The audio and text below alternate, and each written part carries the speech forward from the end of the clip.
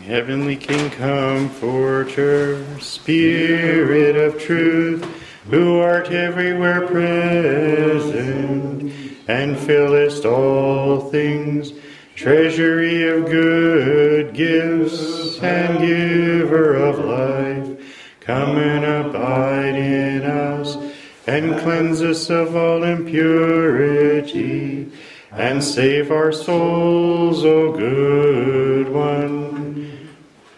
Well, welcome to the monastery, and Ron Dart and I will welcome you to this first episode of the West Coast chapter of the Sts Alban&Serge Society, or I like to think of the Anglican Orthodox Friendship Society Fellowship, and we've Ron is co-chairman of it, and we decided that we can't wait until everything is ideal. We have to start and begin to build. And one of the things that we would like to accomplish in this, I think Ron and I both have the same idea, is just to expand our minds and to open our hearts to others outside of ourselves a little, and to realize that while we have differences in theology, obviously, and sometimes differences even in dogma, that every human being is the image and likeness of God, and that our hearts have to be open to all humanity without boundaries and without judgment and without condemnations, and that our quarrels can be set aside for the greater effort of actually living the commandments of Jesus Christ. He gave us 4 commandments, and all of them were about our relationships with other people, and all of them contain the word love. And to try to find that, locate that, and accomplish it. This first gathering, the subject for us is our responsibilities to the larger community outside the church, to the society around us, and the limitations of our of how we should impact as well. So we have Sister Nona has come all the way from Los Angeles, and Sister Nona has her doctorate. She's a patristic scholar, studied at University of Berkeley, California, Berkeley, and at Oxford University in the UK. So we want to welcome her and ask her to give us basically our keynote talk. And afterwards we'll have questions and answers. A little later, Ron Dart will speak to us, and David Gola is coming down from Edmonton just to speak to us. He's flying in and out today just to be here to speak to this conference.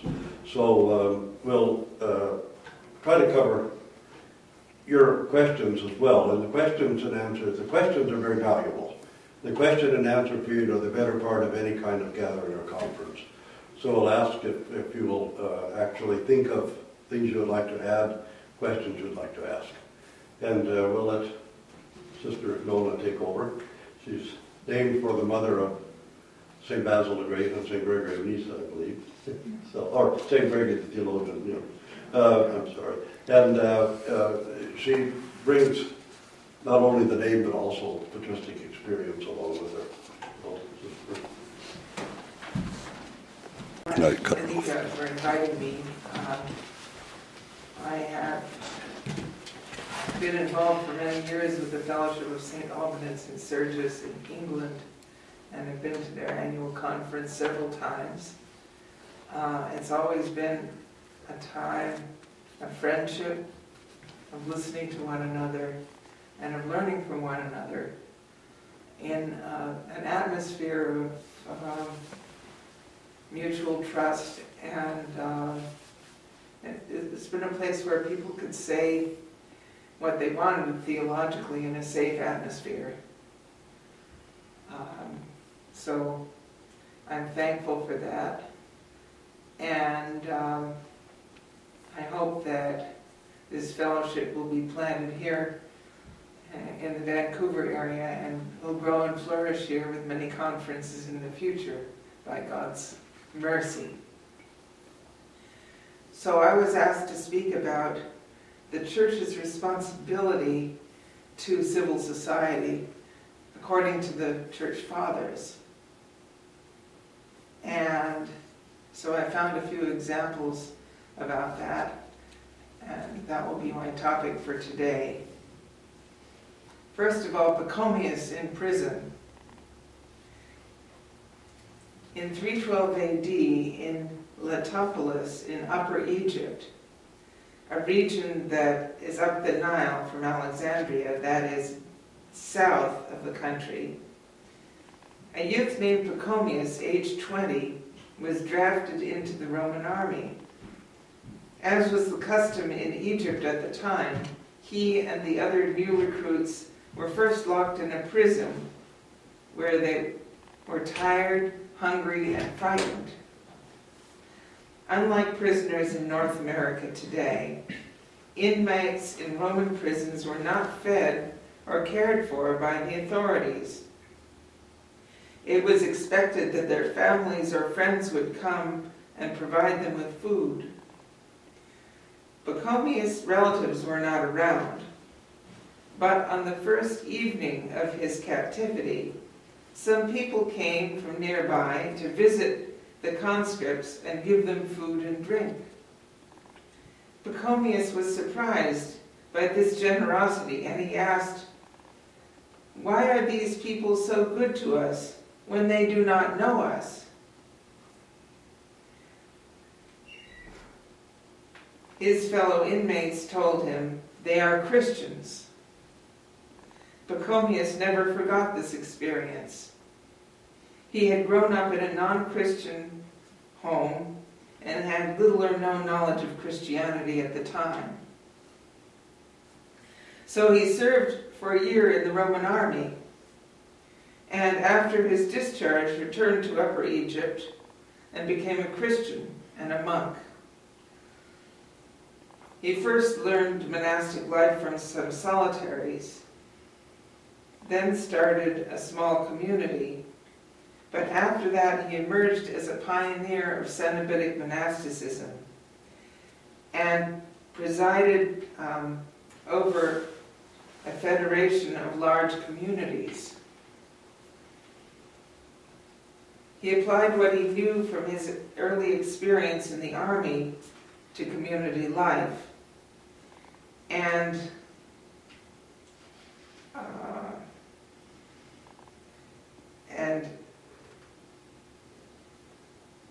his aim was that the monks should emulate the people who visited him in prison.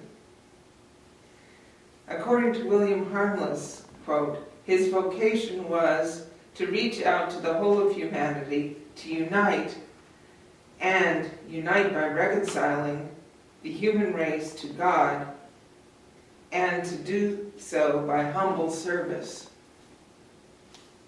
So uniting the human race to God and uniting human beings to one another. The Christians who came to him and his fellow prisoners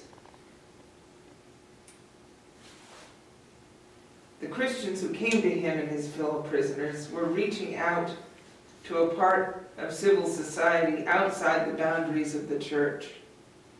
The visitors did not care whether the prisoners were Christians or not, nor did they care about their family background or their economic status, but simply sought to meet their immediate needs. As the historian Peter Brown has shown, Christian charity extended to all the poor, including the neediest and the most marginal, who had no access to other resources. In the late antique Roman Empire, many persons of low income were connected to people or groups who would provide for them when needed. Extended families often formed large networks. Wealthy patrons, as they were called, supported less affluent clients, as they were called, who worked for them, honored them, and were attached to their families. Skilled workers belonged to guilds in which members of the same craft supported each other. Jews supported fellow Jews, and members of other religions or ethnic groups in the multicultural Roman world took care of their own. But those who were completely unemployed or homeless or disabled and lacked these kinds of supports were marginalized in society.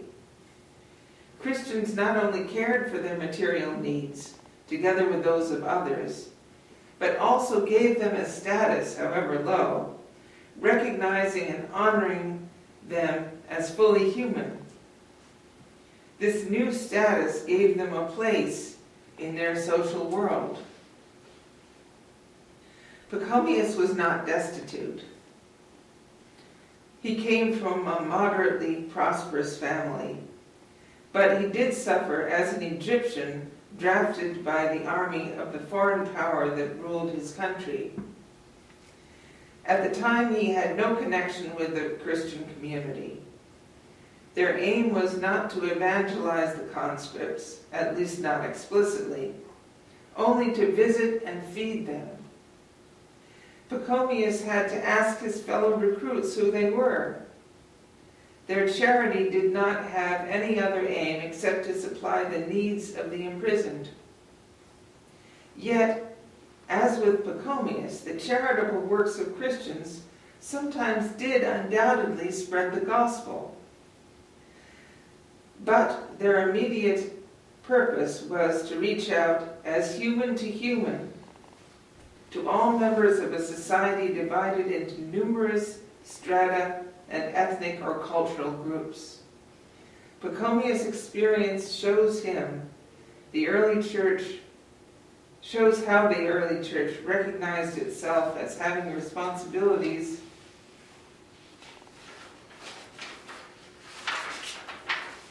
to the whole human community surrounding it. In this paper, I will go on to explore the theological foundations that supported this outreach and look at how the outreach became truly civic as well as charitable. So my next section is Gregory of Nazianzus on care for the poor. That's St. Nona's son. In the 4th century, Basil the Great established a new city outside the walls of Caesarea in Cappadocia, his episcopal see. He built a hospital and a hostel to care for travelers, the ill, the needy, and in particular lepers. Lepers were a class of homeless disabled who were excluded from society. He endowed this charitable institution from his own resources and asked his wealthy neighbors to join him. To raise more funds for charity, Basil's colleague Gregory of Nazianzus preached his Oration 14 on love of the poor. He may have presented it again and again at fundraisers in different places.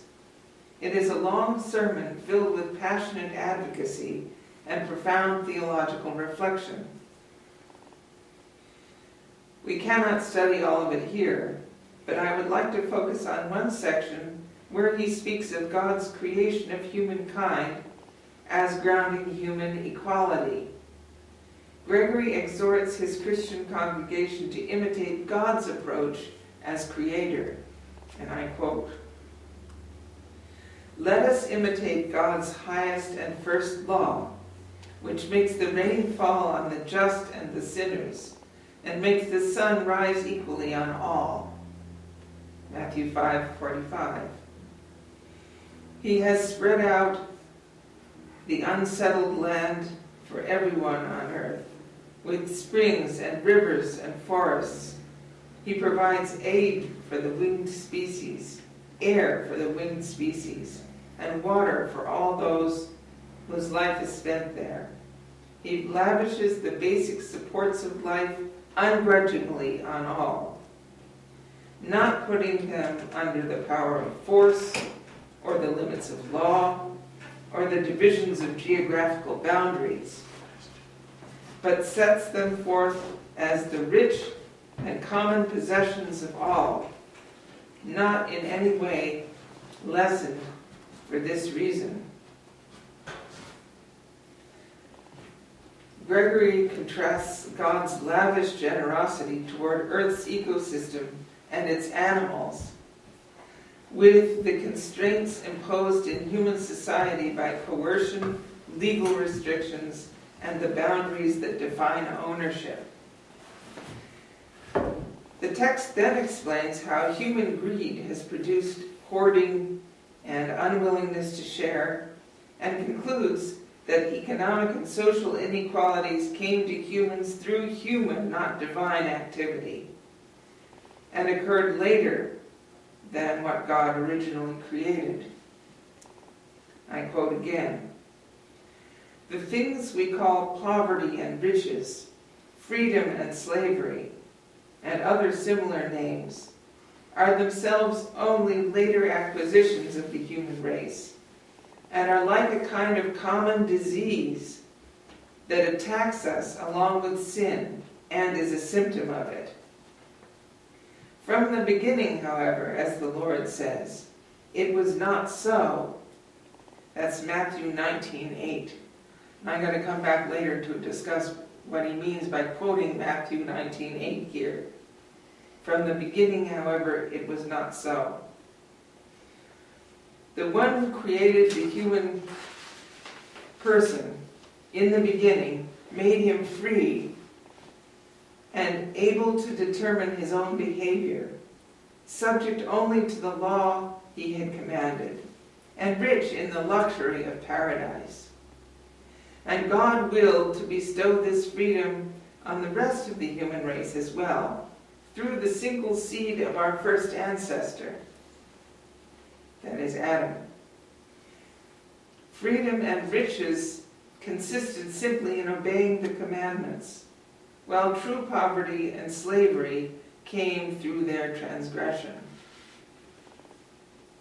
Here Gregory refers to the harsh inequalities of economic and social status that beset the late Roman world in which he lives. He contrasts this condition with the equality, freedom, and plenty provided by the Creator in the beginning. Human freedom is important to the Church Fathers because it enables people to choose and practice virtues and thereby grow from the image to the likeness of God, the purpose for which they were created. The Cappadocians contrasted this kind of freedom with slavery, as Gregory does here.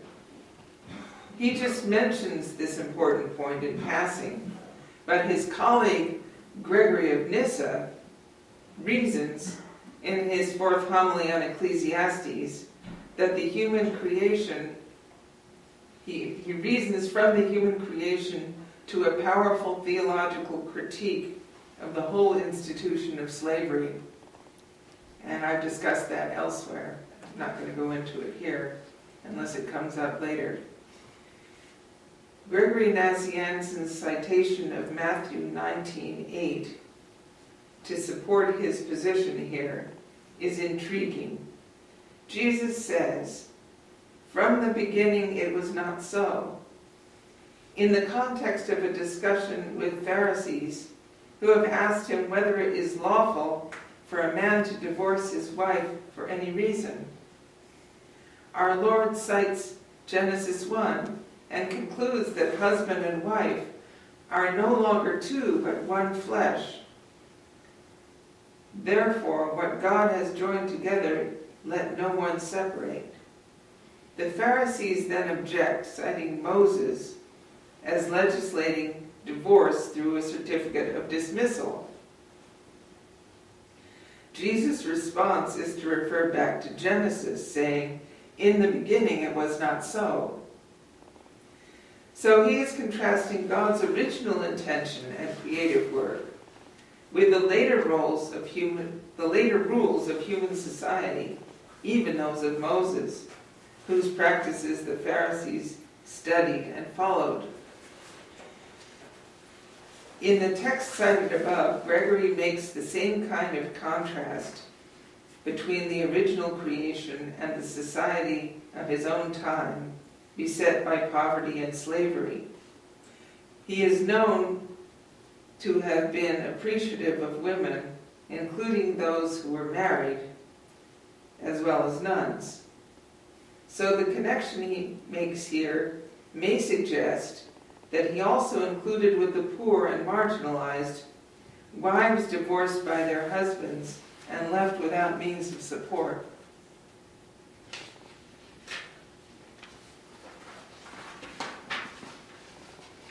As Gregory says in the text we have cited, the first humans were not split into numerous groups divided by class, status, or ethnicity, but were one family, united in sharing a single creator and a single human ancestor, Adam, whose one seed they all shared. This unity is shared by all people, not only members of the church, though it is they who can come to recognize it in the light of this biblical and historical and theological heritage, and therefore act upon it through universal charity. Gregory has pointedly identified the cause of social inequalities as sin. He then analyzes the misdirected human impulses and diabolical temptations that produce this sin, and I quote, "But ever since envy and quarreling have appeared among us, and the treacherous domination of the serpent, who constantly trips us up with lust for pleasure and sets the more aggressive of us against the weaker, the human family has been shattered into a variety of names, and greed has destroyed the noble beginnings of our nature, making an ally even of law, the surrogate of political power." Here Gregory's rhetoric targets the greed, lawless violence, and political manipulation that have always worsened the conditions of the poor. Immediately he urges his congregation to remember the ideal condition for which humans were made. And I quote again, "Yet think, I beg you, of humanity's original equality, not of its later diversity. Think not of the conqueror's law, but of the Creator's." He then exhorts them to work with God to remedy the unjust situation by caring for the poor. My next section is Augustine, the city of God and the earthly city. Now, since this is the fellowship of St. Alban and St. Serge's, I have decided I'm going to talk about the father of the Western tradition, because he speaks about this topic in his book, The City of God. A generation after the Cappadocian Fathers, in Augustine's North Africa, Christians had become a majority. So to maintain peace and order in society, Christians had to become judges and soldiers, among other things, to do civic jobs that pre-Constantinian Christians often avoided for reasons of conscience. So, how could they fulfill these tasks while living as Christians?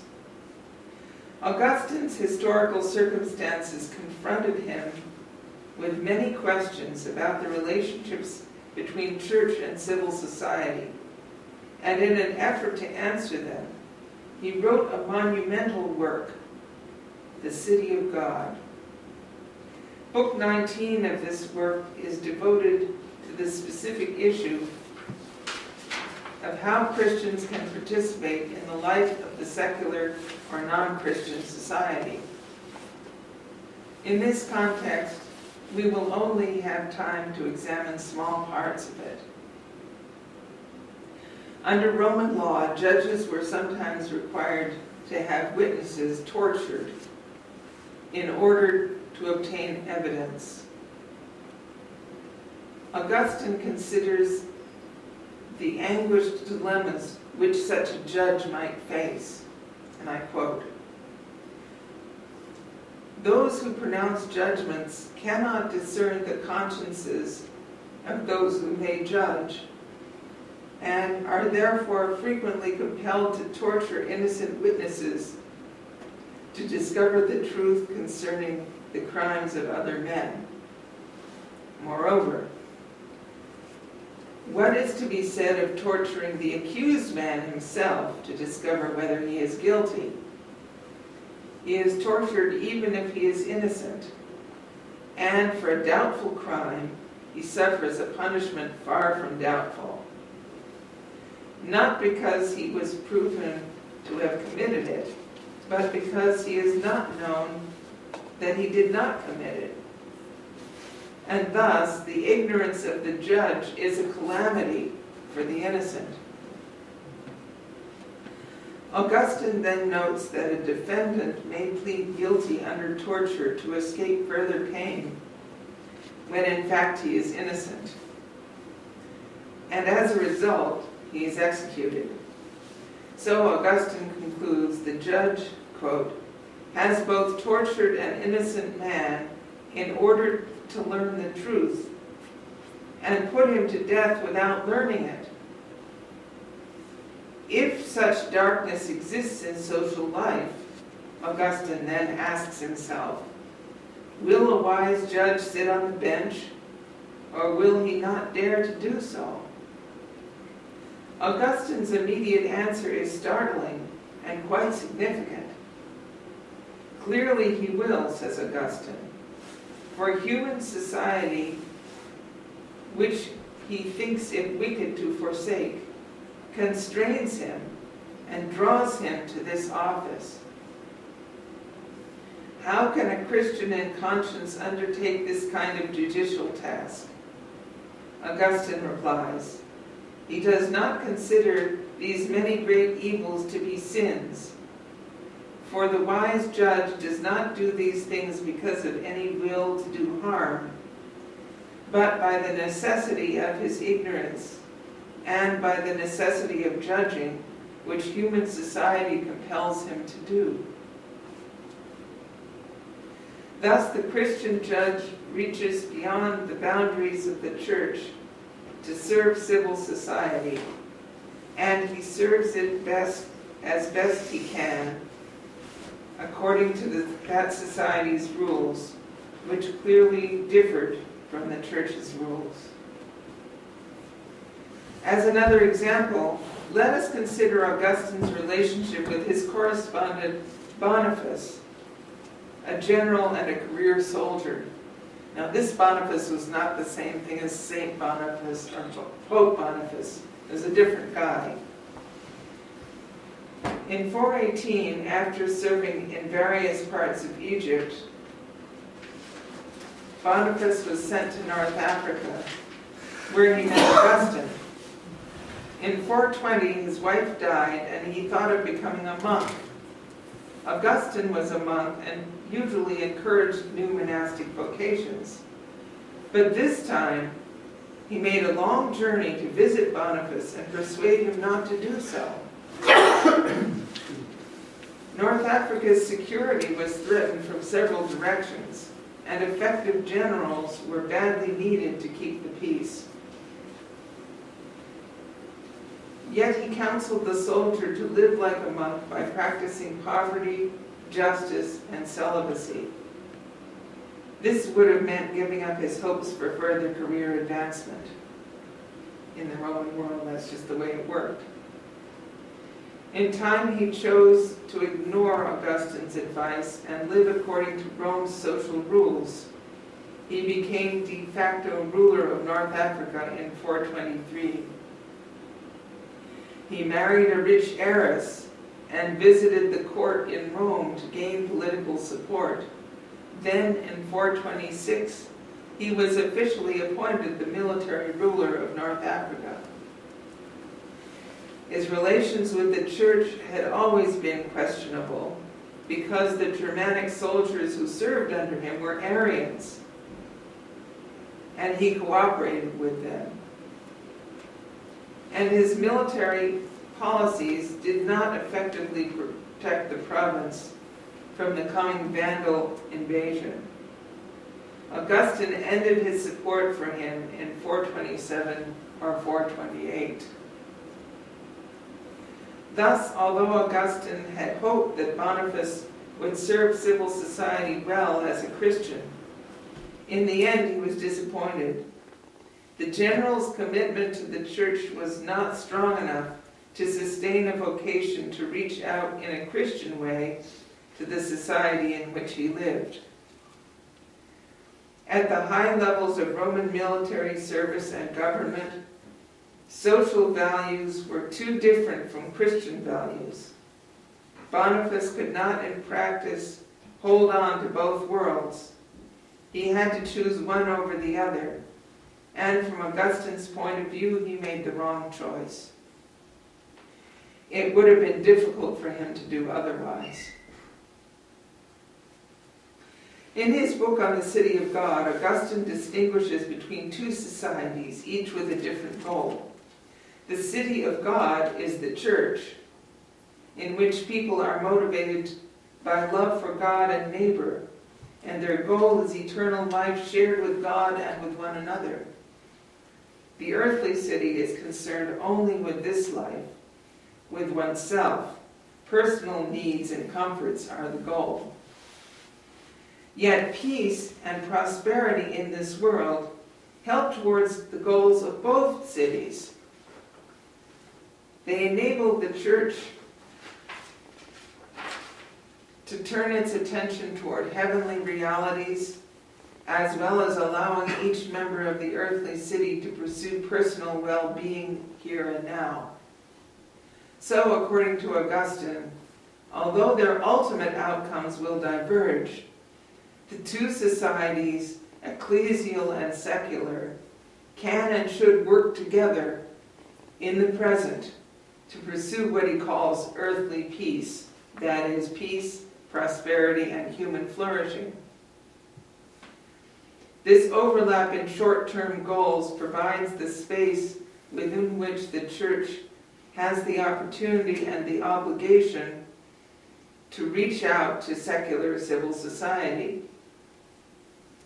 As Augustine says, and I quote, "Even the celestial city in its pilgrimage makes use of the earthly peace and guards and seeks the convergence of human wills concerning what is useful for man's mortal nature, as far as sound piety and religion allow, and makes the earthly peace minister to the heavenly peace." As the examples of the judge and the general show, collaboration at this point of overlap was difficult in 5th century Roman Empire, whose laws, customs, and values differed significantly from those of Christians. In other cultures, it may or may not prove easier. However, Augustine does recommend that the church honor the diversity of human cultures in its interactions with them, provided they do not hinder right belief and right worship of God. I'm going to quote this about diversity. While this celestial city then pursues its path as a pilgrim on earth, it calls citizens from all peoples and collects an alien society of all languages, not caring about differences in manners, laws, institutions, by which earthly peace is gained or maintained. Abolishing or destroying none of it, nay, rather preserving and following them.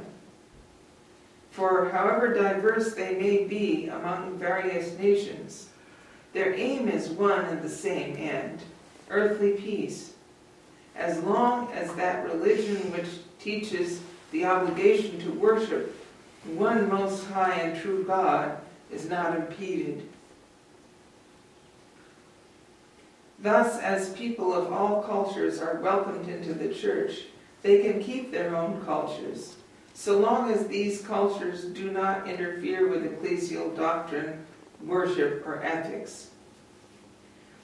Church members are invited to learn these diverse cultures, to understand and support them with modifications as noted, to make way for right worship and right belief.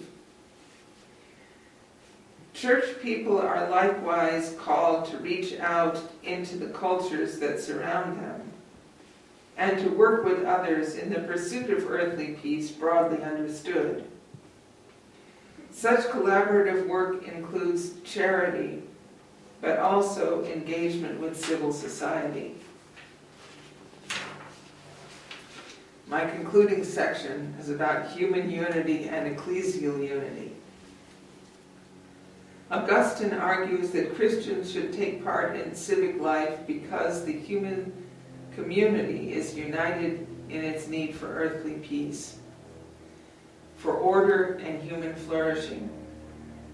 Gregory of Nazianzus argues that people should help others in need because all of them are united in some way. In late antiquity, people usually gave and received charity within some socially recognizable group, such as a family, a household, a city, an ethnic or religious group, or a labor association.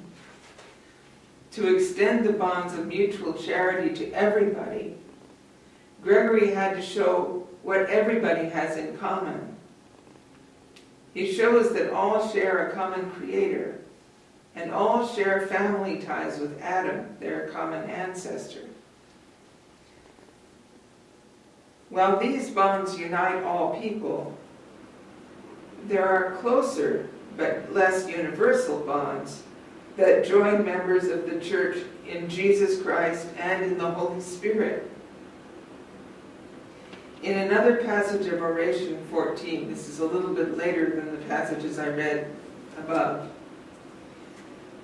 Gregory slides almost imperceptibly from the universally human unity to the narrower ecclesial unity. In paragraph 14, he is speaking of how potential benefactors are united to lepers. Presumably all alike are Christians, though he does not state this explicitly. First, he explains that like all people, lepers are embodied. They have nerves and bones, flesh and skin. Yet then he notes the moral and spiritual things they share, which are more important. I'm going to quote this. If I must speak of greater things, lepers have been made in the image of God in the same way you and I have, and perhaps preserve this image better than we, even if their bodies are corrupted. They have put on the same Christ in the inner person, and have been entrusted with the same pledge of the Spirit. They share in the same laws as we do, the same scriptural teachings, the same covenants and liturgical gatherings, the same sacraments, the same hopes.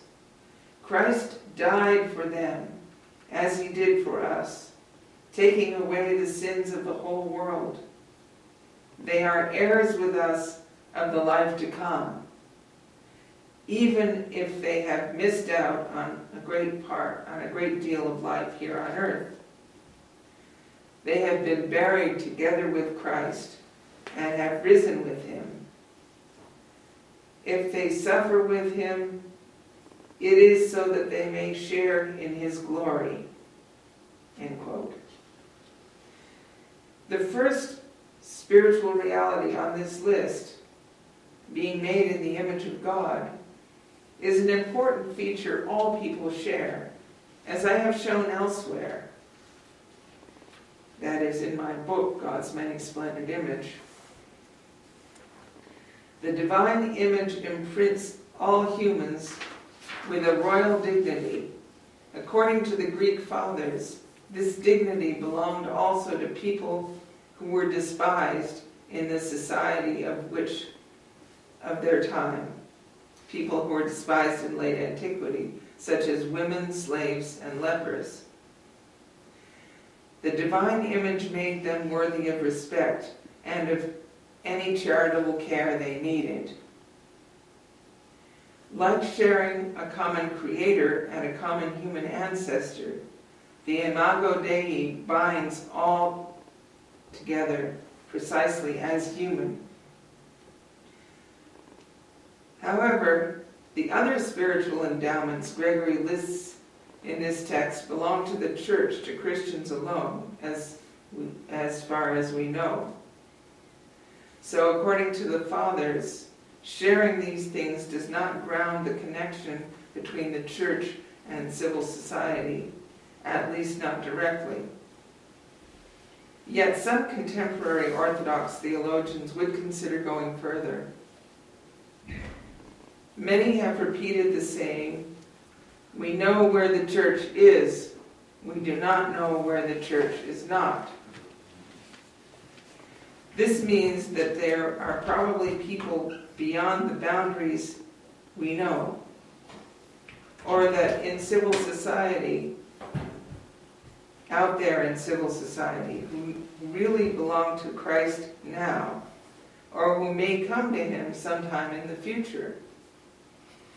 Therefore, Christians may find surprisingly close collaborators as they reach outside the church community to work with others in charity and in civic affairs. For such closeness, we can only give thanks to God. The Holy Spirit blows where He wills, though often we cannot see where He comes from or where He is going. In my understanding, the presence of Christ shines forth in people I see or meet through their attitudes, habits, or actions of virtue. The virtues are, first of all, divine attributes, and they crown the divine likeness in Jesus Christ's human nature. They also show forth the divine likeness in the saints, those known and unknown to us, who act in synergy with the Creator. We do not know where the church is not, and we may find ourselves misled, yet may we not also be joyously surprised? May not the unity of the church extend farther than we think it does? Even more than our common creaturehood and our common humanity, the possibility of such surprises kindles love for our neighbors in our hearts, even for those who are strangers to us. This love can encourage church members to reach beyond the ecclesial boundaries we know, toward the people and social groupings around us whom we do not yet know. So, ponder on these things. Thank you, Sister. Any questions that you'd like to pose for Sister I'd like Mona? to, thank you. Lon, why don't you take the field the questions for her and she'll answer them. Oh, okay.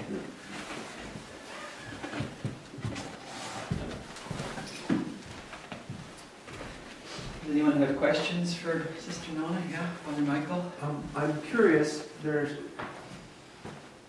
seems to be quite a disjunct in Augustine's understanding of the Christian participating in civil society so long as it does not conflict or contradict with right belief and right worship.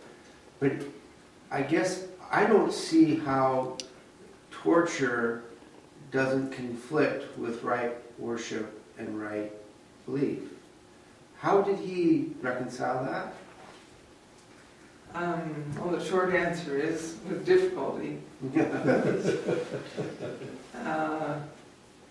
And the long answer would be that Augustine was horrified by torture, including the torture that was done to children in school.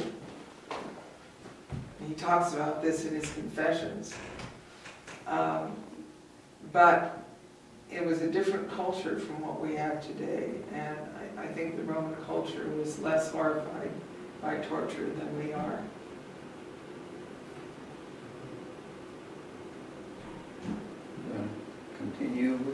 question? So, Yeah, I guess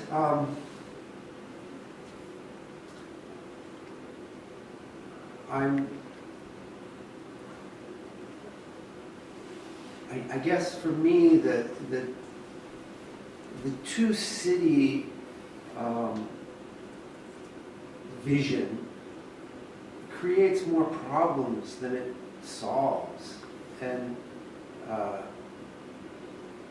I guess I'm looking for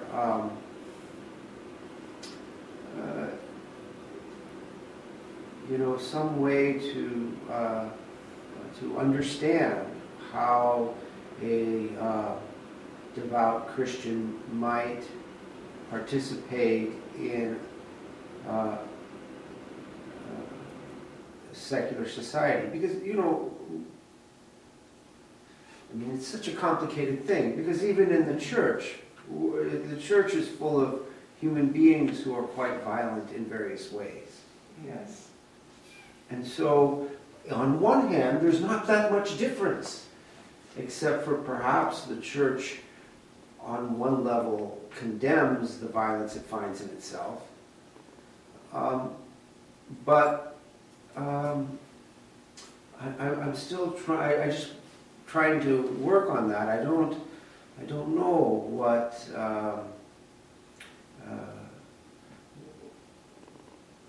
what the right answer is. This, because for example, I grew up in the States, and I grew up in a context where Christian patriotism meant dropping nuclear bombs, right? Mm. And so, having rejected that, I still wonder then, because, some of the more liberal administrations in at least U.S. history were also quite violent, right? And so, how does a Christian dance this? Well, the answer is it's difficult, and you don't have to agree with Augustine. Yeah. One thing I would ask you to reflect upon is, what's the alternative to contributing to civil society in ways that can make it better? If you don't contribute at all, and if there are a lot of Christians in civil society and none of them contribute, what's going to happen to the rest of it? And is that going to have an impact later on Christian communities as well? I think that's Augustine's question. Things get pretty ambiguous and pretty difficult. And there are different opinions about them. Harry Truman had a difficult decision to make to drop those 2 atom bombs. And I think he decided that, the Japanese, in their culture, they decided that all their soldiers would fight to the death. And they wouldn't stop fighting until the last one had died. So there was a prospect of the war going on, and many millions of Japanese would be killed if the American army invaded the Japanese homeland. Many millions of Americans would be killed. And that if Truman could end the war right away by dropping 2 atom bombs, maybe that there would be millions of lives saved. And I think historians would say that that's what happened. So we're horrified by atom bombs. I am too. But there was some question about that decision. It wasn't, I don't think it was automatically horrible, the decision that Truman made. Yeah, I want to reflect the fact that when the matter of torture in the United States by the U.S. government, and sometimes subcontracted torture, was revealed, there weren't that many Christians who protested against it because they would have been thought to be less than patriotic had they done so. But there were a few Christian bodies who protested the use of torture. But by and large, remained rather silent because, for the sake of patriotism, over and above the teachings of Christ. But I believe there were a lot of protesters all the same. Eh? There were a lot of protesters all the Yeah, same. there were some whole Christian bodies that did, mostly liberal Protestants.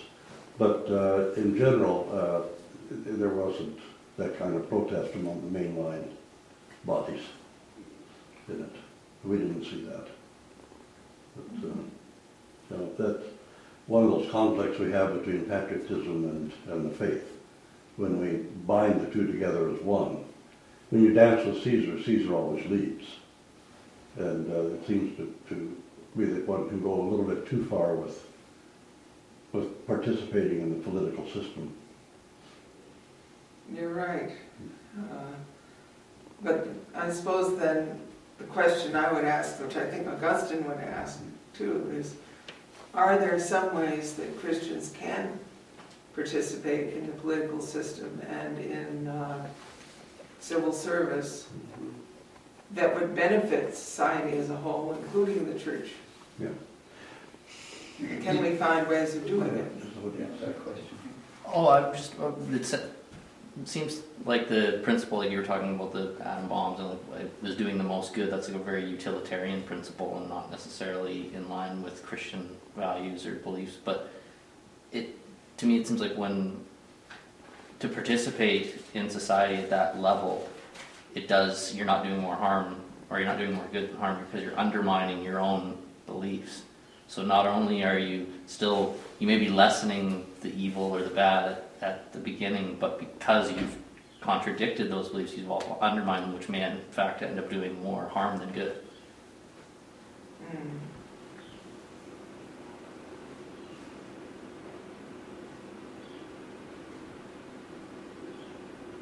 That's the beginning of another whole ethical discussion about utilitarianism versus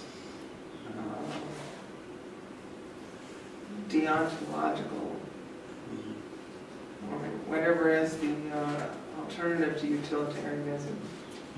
Canton Mill. Okay. Mill versus Kant. I read an article by a Catholic moral theologian recently who was saying that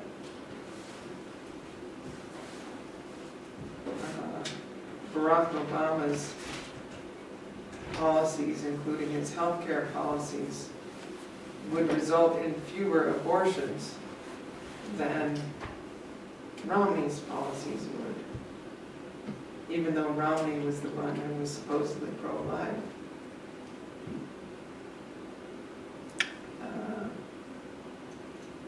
So there are lots of complications. I think that's the main point I wanted to make. You know, I pushed you a little bit with my first question, just because you know more patristic stuff than I do, and so I thought maybe there was a better answer out there, and I thought I might see if I could fish it out of you. I guess there isn't. I guess, or at least we haven't found it yet. You know, one of the things I've observed about in the Synaxarion is that it's very seldom the slaves that are martyred. You know, it's the higher class folk who eventually have to take a stand. And they're the ones most generally who are martyred, right? At least this is something I've noticed. What about when someone is martyred with his whole family? Right. And the name that comes down is the name of the person at the top. Yes. But then there are the family, which may well have included a lot of slaves, as well as well, I guess blood relatives. No, that's true too. But the point I'm trying to make is that eventually, you know, we're called in different ways to different journeys, and we do the best we can.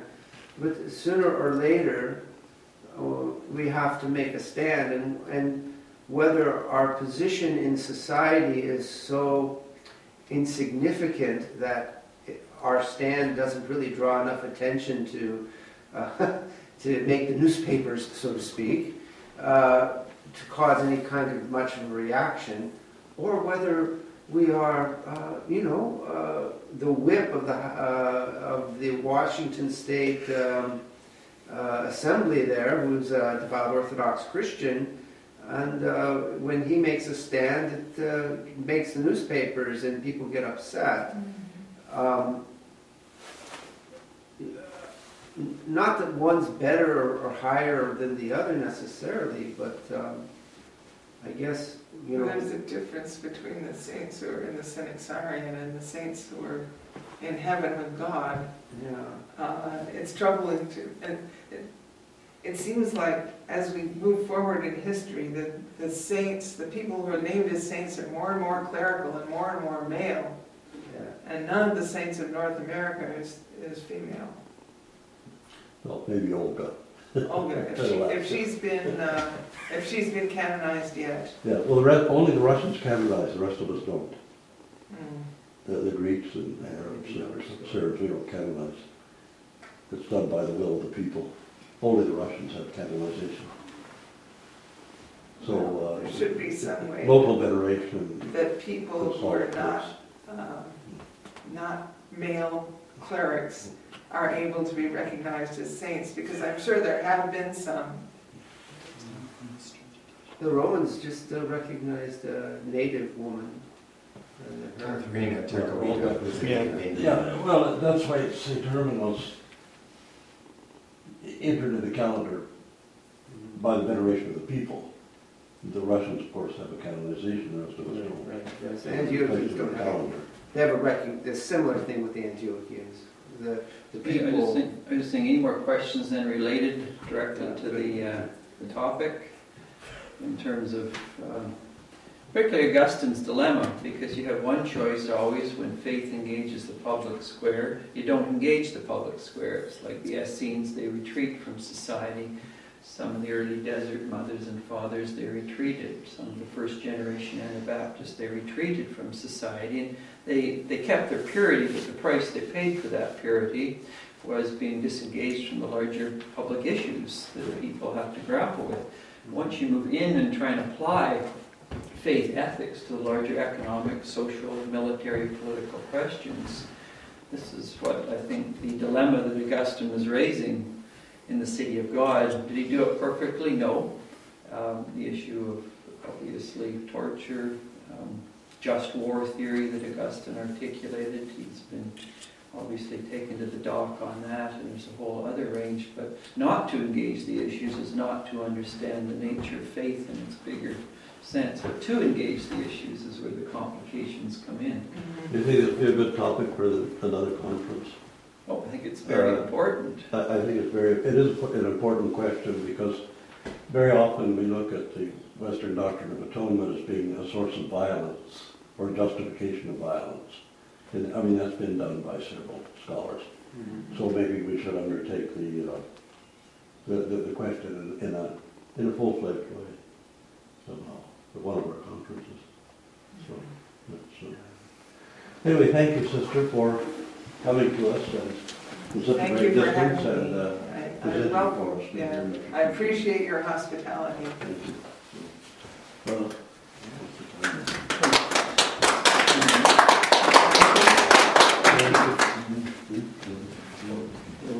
10-minute break or something? okay. Well, then Ronald Bart is going to speak to us next. So do you want to take a 5-minute break? Yeah, we'll take a break. We have coffee. 5-minute break. And I'm sure Ron Dart will too. And it seems odd introducing Ron Dart, especially here, since half of you are students. But, Ron was the one who really was the push behind developing this fellowship chapter here. And we decided to be co-chairpersons of it, because we wanted an equal Anglican Orthodox representation. And so Ron's going to speak to us. Some of you know that Ron is I think the most significant voice for the traditional red Tory concept of Canada, and really an expert on its foundations and its roots, which one of the most significant aspects of what one would call Canadianism, if there is such a thing, that the country was founded on the concept of commonweal and not on the concept of radical individualism. And so it's really an important pursuit, and Ron's been a very important voice in Canadian philosophy and Canadian political history. I'm quite honored to be able to work with him at times. And now that we can hear what his perspective is on the question at hand. Ron?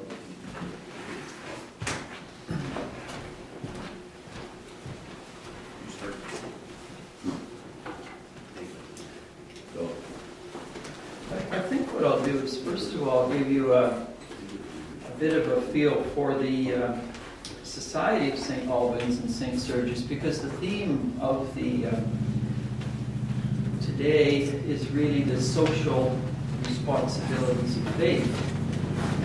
How did the Society of St. Albans and St. Sergius begin? 1917 was the Bolshevik Revolution in Russia. As a result of that revolution, there was a lot of people fled Russia. In the fleeing of Russia, where did they go? Well, one group that left was the Mennonites, of which we have a very sizable population in the Fraser Valley. The other group that had to flee from Russia was the Russian Orthodox. Or the Orthodox, because we had a government came in that was very anti-religious, and anyone in even a minimal way who claimed to be religious was persecuted. They were put in prison, they were forced to go to Siberia, or they had to some degree or another, learn to work with the state in Russia. Now, one group that left Russia at the time of the Orthodox, they came to Oxford.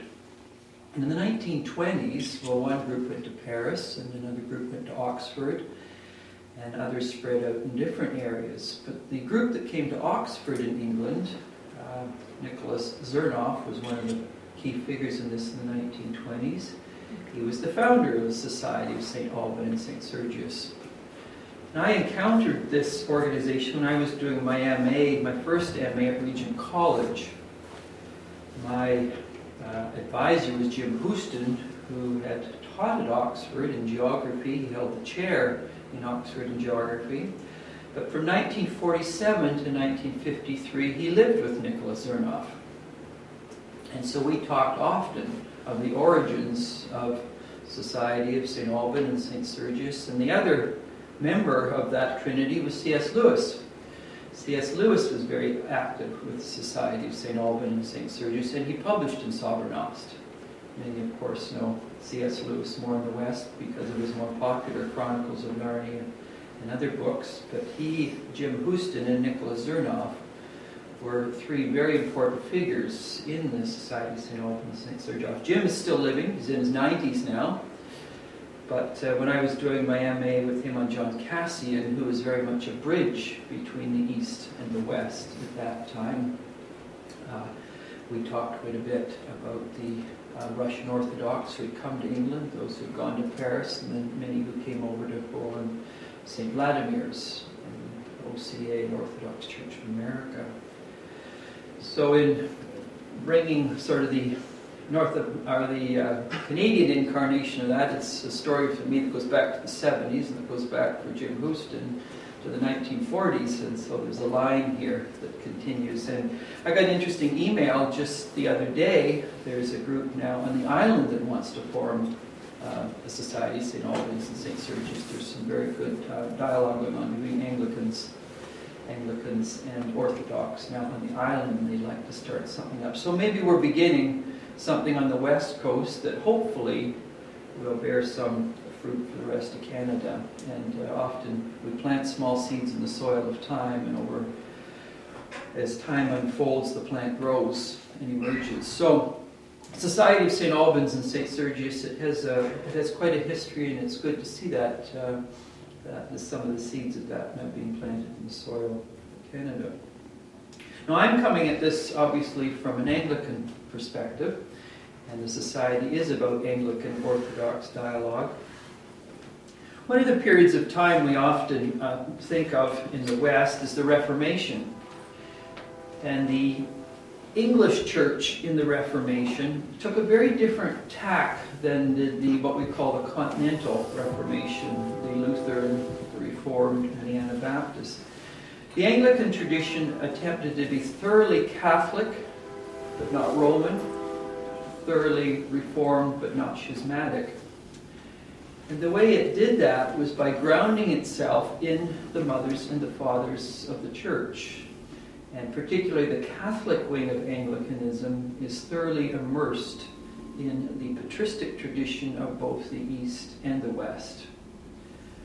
What is often forgotten in the 16th, 17th century Reformation, people will often mention key English reformers such as Thomas More, John Colet, Cranmer, Latimer, Ridley, John Jewel, Hooker, and then some of the 17th century, what we call the Caroline Divines.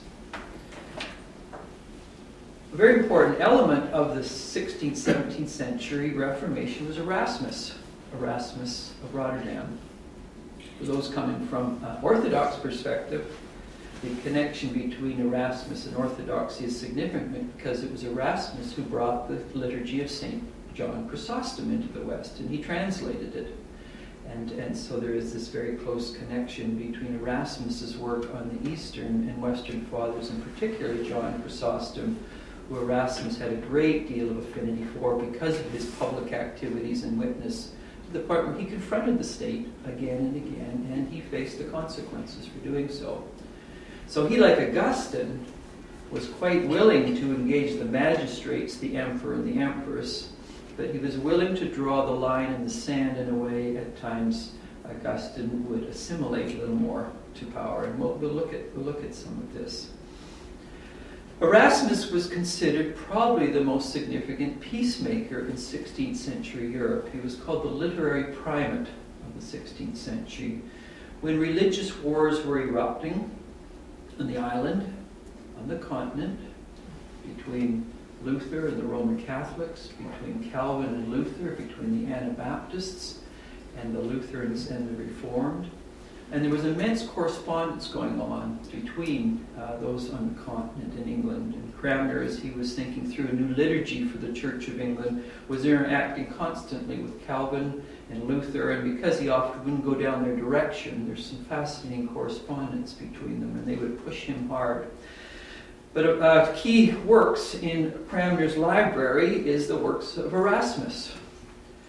And the Bible that was used in English parishes, Henry VIII brought it in, Edward VI, Mary, and then Henry. They insisted that Erasmus's version of the Bible be the standard Bible used in all Anglican parishes in England. And Erasmus's Bible, one, was not only a translation, there were annotations, but also in his Bible was commentary on the social conditions of England at the time, and the wars and the fighting that was going on and the injustices that was going on.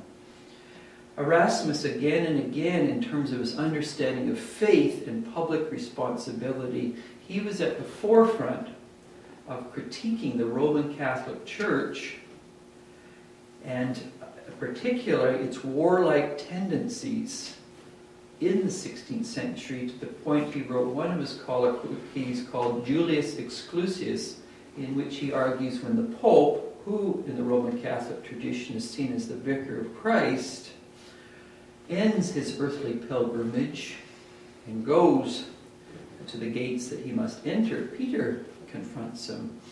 And he says, well, I have been the vicar of Christ. You surely will allow me in. And Peter says, why should we? And Julius says, well, I have represented Christ on earth. I have stood for what the church is meant to be. And Peter says, and how have you done that? You have created war. Your policies have created all sorts of tragedy in people's lives. Surely we cannot allow you to come in, given your track record as the Pope. Now, of course, this would have been scandalous for any Roman Catholic to write a tract that trashed the Pope, for he is seen within that particular tradition as one who embodies the vicar of Christ and Christ on earth.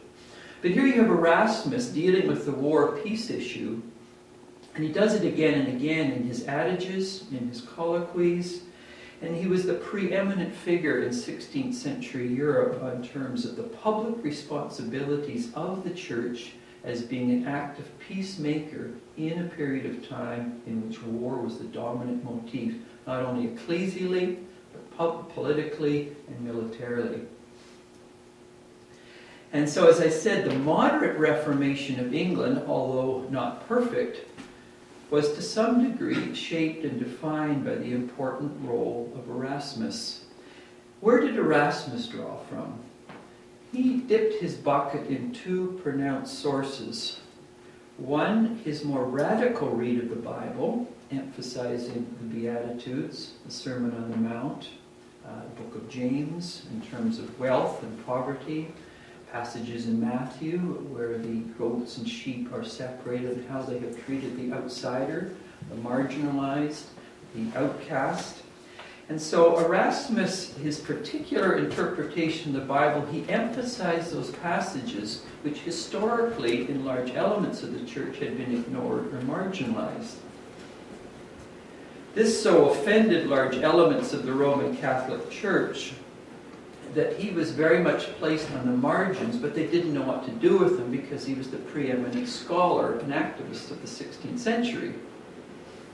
After his death, in the great debates between the Roman Catholic and the Protestant traditions, particularly at Trent, Erasmus was put on the index, and he remained on the index until Vatican II. It's someone you were not supposed to read because he was a dangerous writer. The irony is that Thomas More became a saint, and Thomas More and Erasmus were the very dearest of friends. And so because More died, he was elevated to the role of sainthood. Erasmus and he shared most of the same issues and concerns for their time. He has remained a marginal and suspicious figure in the Roman Catholic Church. And so, but who did then Erasmus turn to in terms of not only the Bible but the Fathers? I want to just mention two of the Fathers of the Church. Sister Nona mentioned Augustine. One of the most important figures in the West who shaped the young Augustine's life and in many ways brought him to Christianity, and you certainly get the accolades he hands to this particular father of the church in the Confessions, is Ambrose of Milan. My wife and I were in Switzerland and southern Germany for a large part of the summer. I was doing a lot of research in the library in Basel and Freiburg on Erasmus, but then we continued south. And just at the southern end, particularly the Italian part of Switzerland, you just cross the border and you're almost in Milan, where Ambrose was bishop. As a young man, Augustine was feeling his way to faith, an extremely thoughtful thinker. He'd be comparable today to someone who has a PhD in literature. He was grounded in the very best of the classical tradition, primarily the Latin, but he also knew the Greek tradition of literature very well. Philosophically, he came out of a period of what they call Middle Platonism in the late antique era. But large elements of Christianity in the West just did not convince Augustine. He was looking for a way of trying to make sense of the Christian faith that he could not accept, given some of the ways it was presented to him. He had a probing, a curious mind. So he made the trip up to Milan.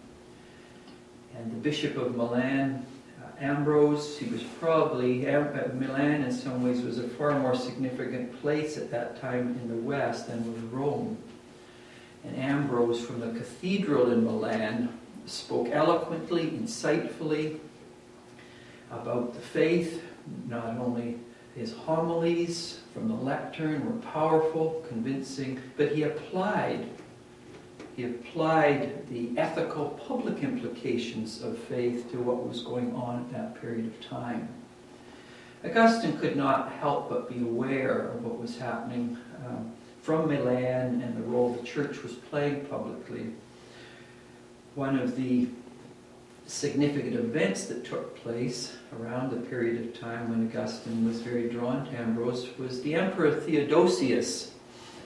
some of probably most of you know of that, went into Thessalonica because many citizens of Thessalonica challenged the emperor on some of his policies and were very forceful in how they did so. It would be like dissidents today. It would be like some of the Occupy movement or other dissidents. And Theodosius was none too pleased in the opposition of this particular city and area. He brought in the military and he literally slaughtered thousands of citizens. Ambrose, who came from a senatorial family, his father had been the prefect of all of Europe at the time. He understood the role, on the one hand, as a Roman, as a Latin citizen of responsibility. And as when he came to Christianity, that was built into his very understanding of faith. That whole Roman sense of justice and peace, but not in the way that it just serves imperial power and emperors. Ambrose said to Theodosius, once he had done what he had done and sent essentially the death squads into Thessalonica, that he would not be allowed to come into the cathedral in Milan unless, one, he came on bended knees, and two, unless he restored to the city of Thessalonica as much as he could to repair the damages he had done to families and the city itself. And he would excommunicate Theodosius from the church until he confessed, repented, and penance came forth.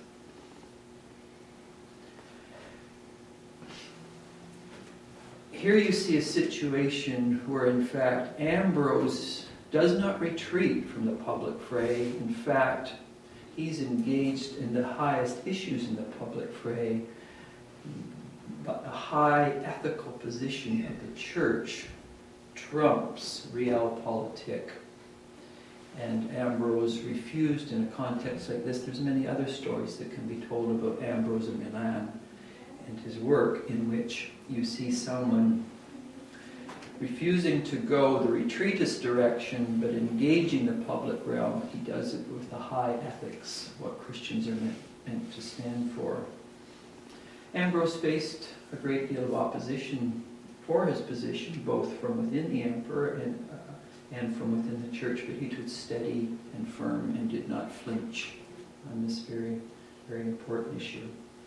Very important that Erasmus, one of the key thinkers in the West that Erasmus translated and was a model for Erasmus, was Ambrose of Milan. It was Erasmus in the 16th century. Froben publishing house in Basel was probably the most radical publishing house in the 16th century. And Froben had asked Erasmus to bring to light and translate the fathers initially of the West. And because of Erasmus's feel and grasp of languages, Greek, Latin, and Hebrew, he was at the forefront of that. But then Erasmus approached Froben. He said, well, the Western Church does not represent fully and comprehensively the historic church. Why don't I translate the fathers of the Eastern Church also? Because if we're going to talk about the fullness of the church, and in the patristic era there was no East or West. There was the one Holy Catholic and Apostolic Church. And Froben said, you're absolutely right, we're giving a distorted read of church history. And so I'm going to give you the freedom to translate the key theologians, activists of the Eastern Church at this time. And this was made easier because in the middle of the 15th century, of course, the Muslims had come in and taken over Constantinople. And many of the Orthodox were coming up through Italy, some were coming in through Eastern Europe. And so there was the possibilities of Erasmus and many others. They had access to people actually, just refugees, comparable in many ways to the Russian refugees who left Russia in 1917. Many of the Orthodox who were coming into Europe in the 15th century were fleeing the fall of Constantinople. Again, it was the West that was engaging them. Erasmus then translated Gregory of Nazianzen. He was working on Gregory of Nyssa. Basil was very, very important in his translations, but the one that probably endeared himself the most to Erasmus was John Chrysostom. Chrysostom, as most of you know, once again began his clerical career in Antioch and then moved on to Constantinople. He never shrank from engaging the big questions.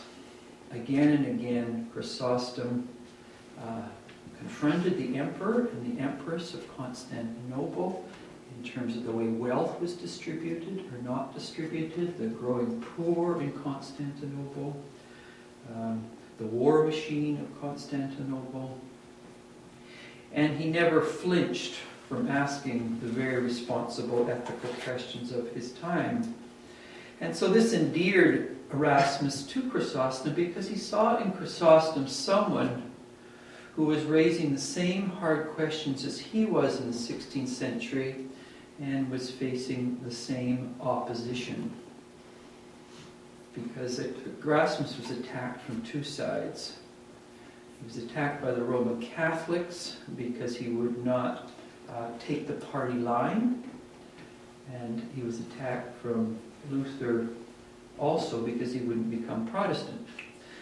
Erasmus took the position that you must remain prophetically faithful to the church, but critical of the church when there's a gap between the ideal and the reality of what is.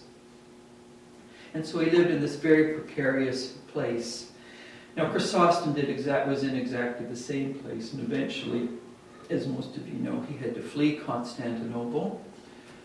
I was very interested when I did my first MA on Cassian because the great eruption that occurred in the desert when the Bishop of Alexandria turned on the Origenists of the desert, and Cassian and the Tall brothers and Evagrius Ponticus, who finally had to leave and had a heart attack in 399 and died. But Cassian made it up to Constantinople. It was under John Chrysostom that he was ordained, and then because he was associated with Chrysostom and a part of that whole ethos, they fled, and of course Chrysostom, the Bishop of Rome, was the one who protected Chrysostom as much as he could, as the correspondence went back and forth to Constantinople, but it was not enough, and Chrysostom died in exile. Probably the most eloquent teacher of the church, the Golden Mouth John. And so Erasmus was very drawn to Chrysostom because he saw in Chrysostom a man who saw faith as being politically engaged. So on the one hand you don't retreat, on the other hand you don't assimilate. No more than Ambrose was willing to genuflect to Theodosius. No more than John was willing to bow to the emperor and empress, and other bishops also and priests at the time. He took a very conscientious position and never moved from it on some of these important issues. So Erasmus had to take exactly the same position in the 16th century. And this is why he saw in Ambrose and John Chrysostom two fathers, one in the West, one in the East, men who were engaged in standing steady in very, very difficult times. And so here we have three thinkers. There's also very tender correspondence, and I wish it was published in English, between when John was sent in exile and Olympius, one of the most sensitive writers at the time, was in Constantinople. And there was a very close relationship between John and Olympius. And when he's exiled, there's this very tender correspondence between them that I think could do a great deal to illuminate some of the very close relationships between some men and women in the early church when they really attempted to take their faith serious on very difficult issues. And the correspondence, it is in French right now. It has not been brought out into English, and I think there's a real need for that correspondence between John and Olympias to be published, because it's a testament to a man and a woman who were in the thick of some of the hardest issues of their time. They were attacked from all sides, and yet they were supportive of one another in some very painful periods of church history. And I think John and Olympias stand for that. I mention the correspondence because Erasmus's correspondence is so, people would ask him questions, and most of us today will maybe reply in a few sentences or a page. Erasmus's correspondences to questions turned into books. They were so big. He was so committed to people who had earnest and honest questions. He would reply in pages and pages to clarify what were the important issues of his time. And so the whole genre of correspondence between men and men, men and women, women and women, in the patristic and 16th century is a whole area in which I think can teach us a great deal, sort of in the trenches discussions about women and men of faith engaging the important issues of their time. And so sometimes this whole correspondence has been ignored, and I think it reveals much. And sometimes we just look at the homilies, the orations, the history, but there's a whole mother lode here yet to be, I think, explored. That for those who sense a vocation to such things. So St. Albans and St. Sergius, then, if I can just briefly sum up, then it is attempting to bring together, as a result of the Russian Revolution, Anglicans were very welcoming of the Russian Orthodox when they came to England, in a very tragic moment of their historic journey. As a result of that welcoming, the society was formed, and in fact, because the Church of England played a very important role in England at the time, it was largely through the Archbishops of Canterbury, and urging the heads of state England, they constantly challenged what was going on in the USSR at the time. And if there had not been that constant English challenge of what was going on, things could even have been much worse. But England became a sanctuary for the Orthodox, as did Paris at this period of time. And so then when we think of what are some of the sources of the English tradition, certainly Erasmus is a key figure in the 16th, 17th century that has often been ignored in terms of English thought. Who did Erasmus then turn to? One father of many in the East, and then also in the West. And so when they understood then the role of public responsibility or kingdom of God ethics, there was an attempt to say we're going into the thick of the battle.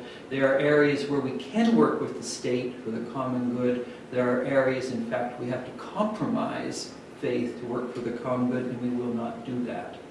And Erasmus, Ambrose, John, St. Alban, St. Sergius are part of that broader, what I would consider a prophetic witness of the church.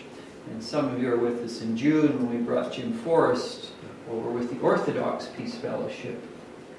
And that event in June at the university brought together the Society of St. Alban and St. Sergius with the Orthodox Peace Fellowship. In many ways, what those two groups are trying to do is a continuation of Chrysostom, Ambrose, and Erasmus. And with that, I shall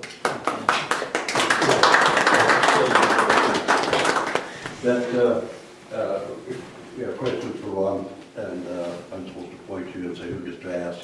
I want to remember that the close relationship between Metropolitan Anthony Kropowicki and the Archbishop of Canterbury was instrumental in saving Patriarch Tikhon from being executed. That the English Church really helped a great deal to prevent that execution. So that was. Anybody have questions for Ron? So, those who are in his class, do you have any questions? I'm really quite glad to see Erasmus brought to the fore again and discussed in a proper fashion in his relationship with the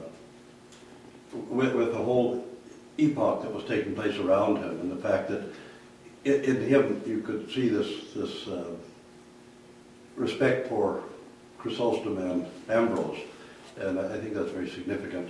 And we should remember that and remember his place and his role in this particular epoch in history. He's been made a bit of a... Oh, I'm sorry, David. Okay, question.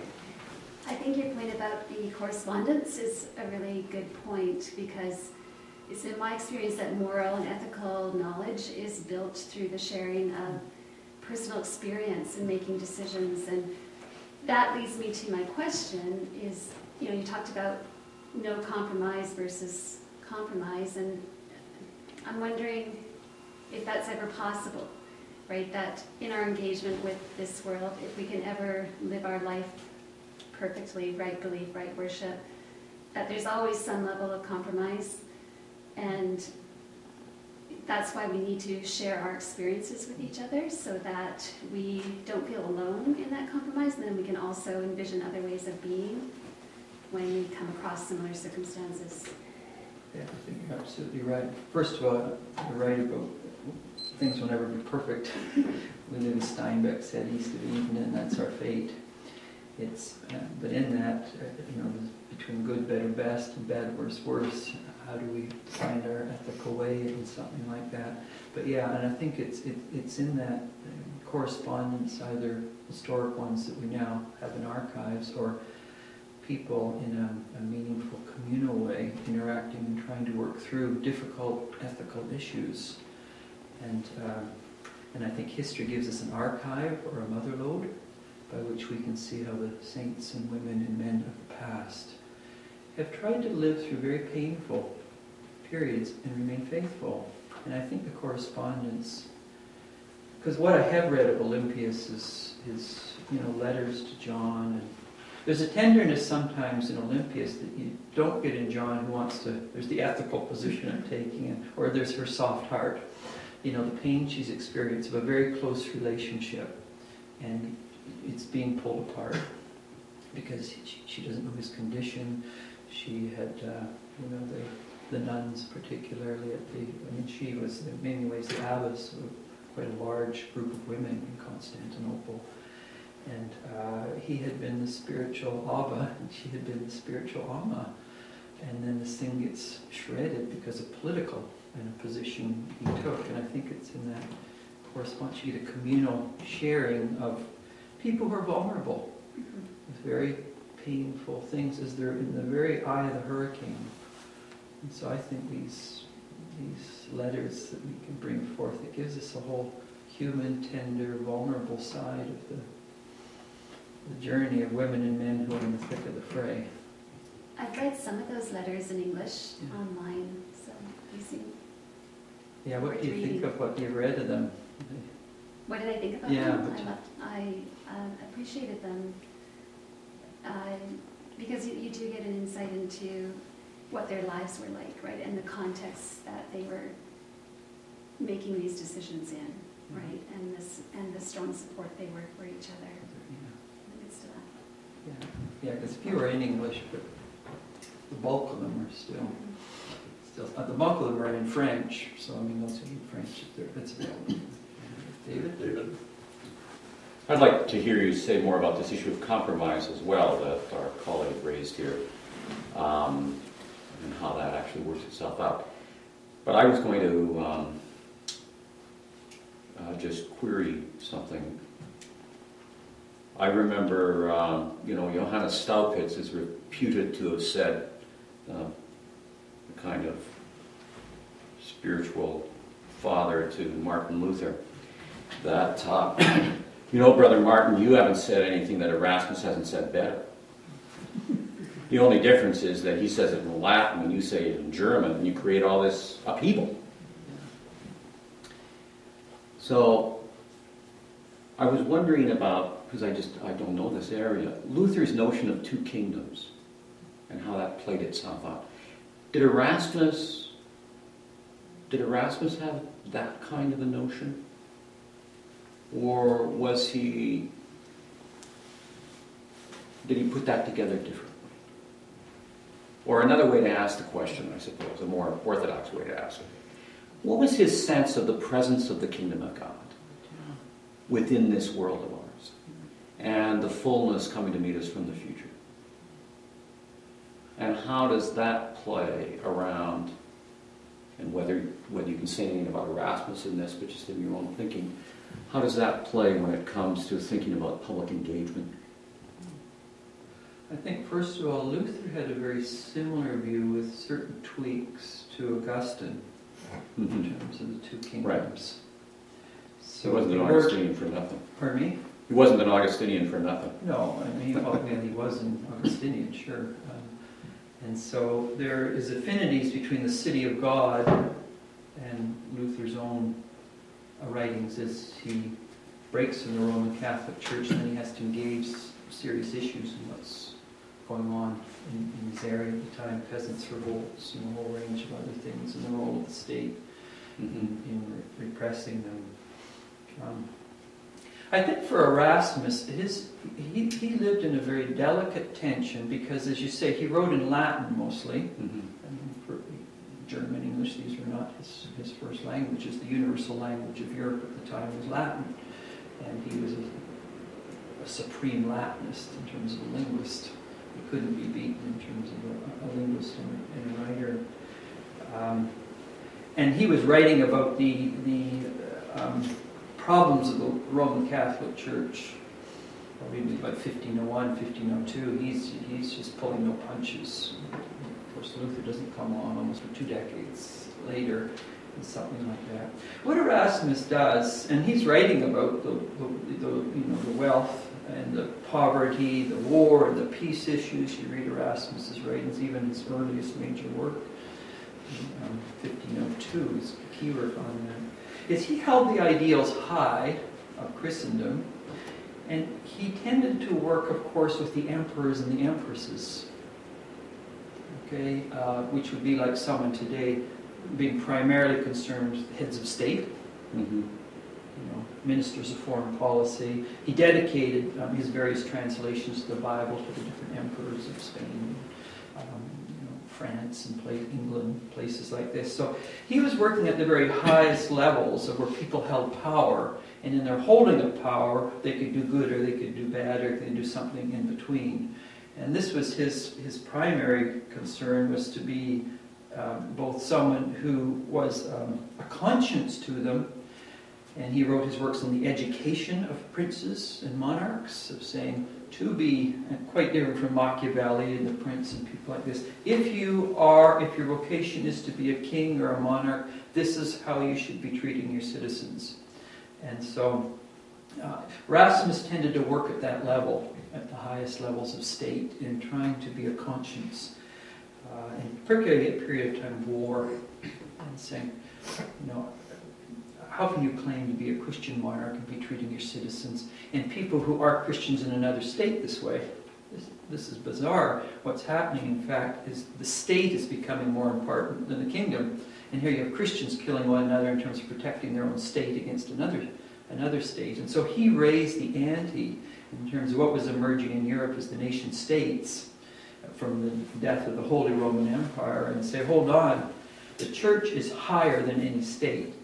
And we use the state as a justification for killing one another, we've got a problem. On the other hand, in his interaction with, so on the one hand, publicly, you have him holding high very important patristic and biblical principles. On the other hand, he was constantly willing, in terms of working with the emperors and empresses and behind the scenes, to mediate the worst things that they were doing. I mean, he walked as far as he could with Luther. He was one of the few who went as far as he could with Luther in defending Luther right behind the scenes in an activist way. So he just wasn't a detached scholar who was writing these tomes. He was also behind the scenes, constantly trying to move things. Thomas More once said, if you can't bring about the best, prevent the worst. And Erasmus is often at the highest levels trying to prevent things from even imploding in a worse way. And so You don't get necessarily Erasmus, two kingdom theology or the relationship of one to the other. It's implicitly there. But he's trying to articulate what the biblical patristic vision is of the church, and then how in an imperfect world you have to somehow work that out in a historic situation where crisis, wars, denominational clashes were all over the place. And he was the preeminent peacemaker, both at the level of ecclesiology of saying, how can you claim to be following Christ but you're fragmenting the church when the purpose of the church is to be one? So you're doing the very opposite of what the whole patristic biblical tradition. And then at the political level, war and peace, and at the economic level, where then there was increasing wealth and poverty. So his works on justice and peacemaking were paramount at this time. So, Good, thanks.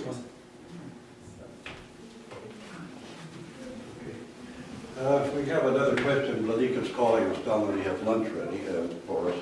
Anybody else have a question?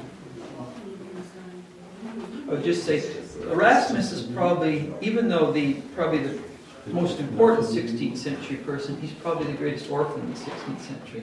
Catholics don't want anything to do with him. Protestants don't know what to do with them.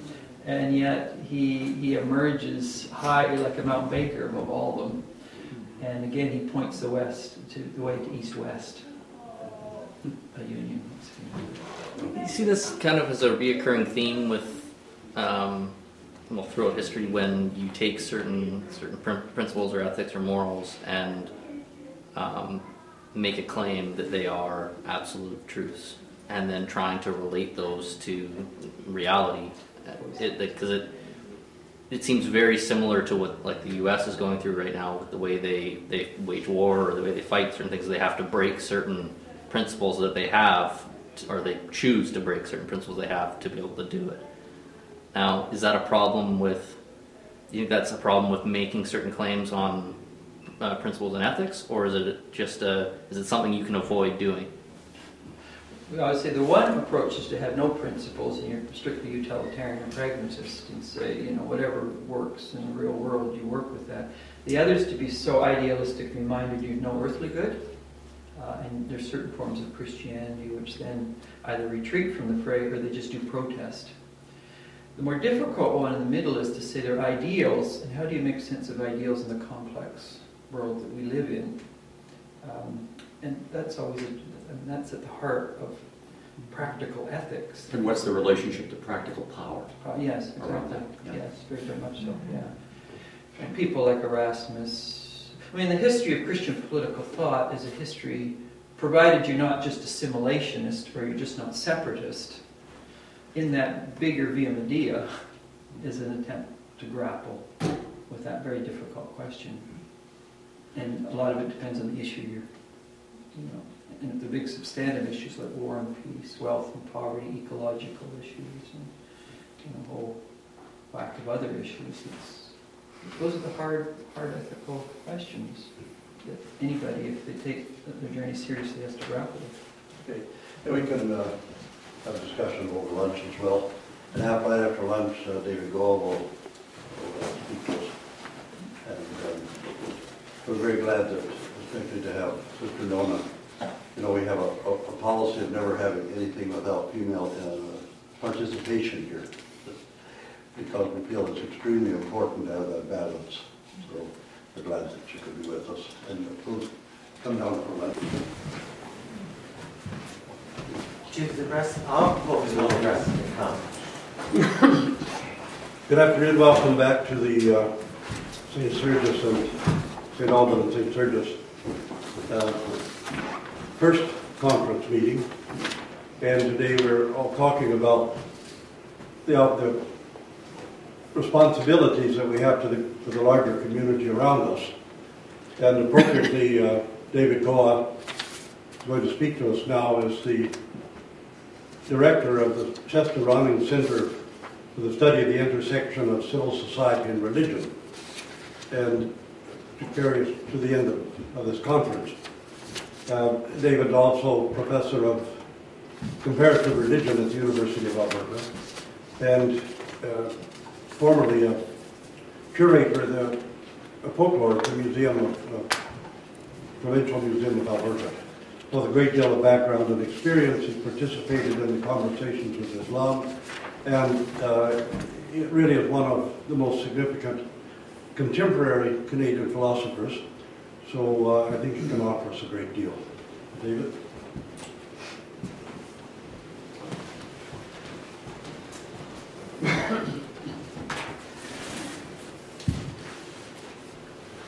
Thank you, Vitika. I wish I'd been here this morning to hear you speak, Sister Nona. So I regret that. I thought I might just walk down two avenues with you so we can think about them together, think about what the implications of those are. The one of them is the fairly common notion, I suppose, within the church, the whole notion of charity and the reaching out to other human beings who are in difficulty. I'll say a little bit about that, a little bit about the situation faced by St. John Chrysostom about it, and then I would hope we could do a little thinking about it together in the modern context and explore some of its implications. And then the second avenue I want to walk down is one that where I want to open up a question about the stance, I guess I would put it this way. What is the stance of the Orthodox faithful in the political sphere, right and left,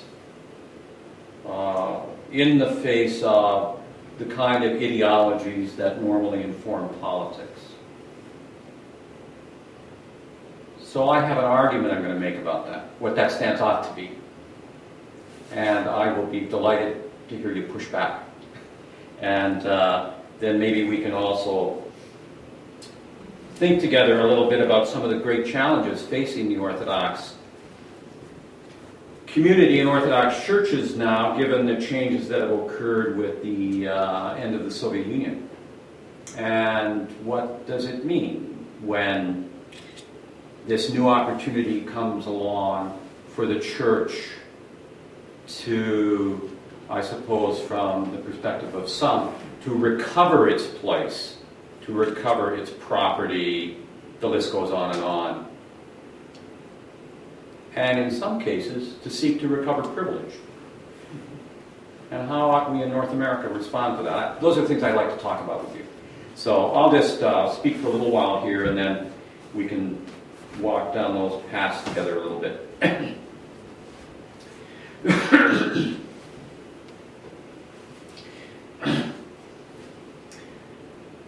We heard a little bit from Ron Dark about St. John Chrysostom this morning. And you people know him better than I'm sure. I must admit, I've often wanted to have my friends in the United Church of Canada read St. John Chrysostom because of the kind of, almost at times, ferocious notions that he had about social justice and what have you, and see what kind of a conversation would develop from that. I recall on one occasion where the great church father quoted Basil the Great, who said that if you have two pairs of shoes, one of those pairs belongs to the poor. And Chrysostom went on to say, and the poor have the right to come and get it. Which I suspect even Karl Marx would have appreciated that particular comment.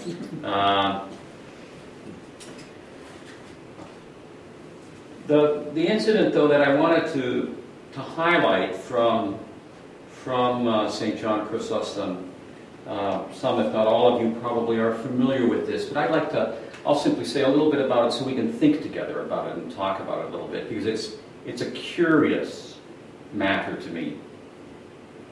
You may recall that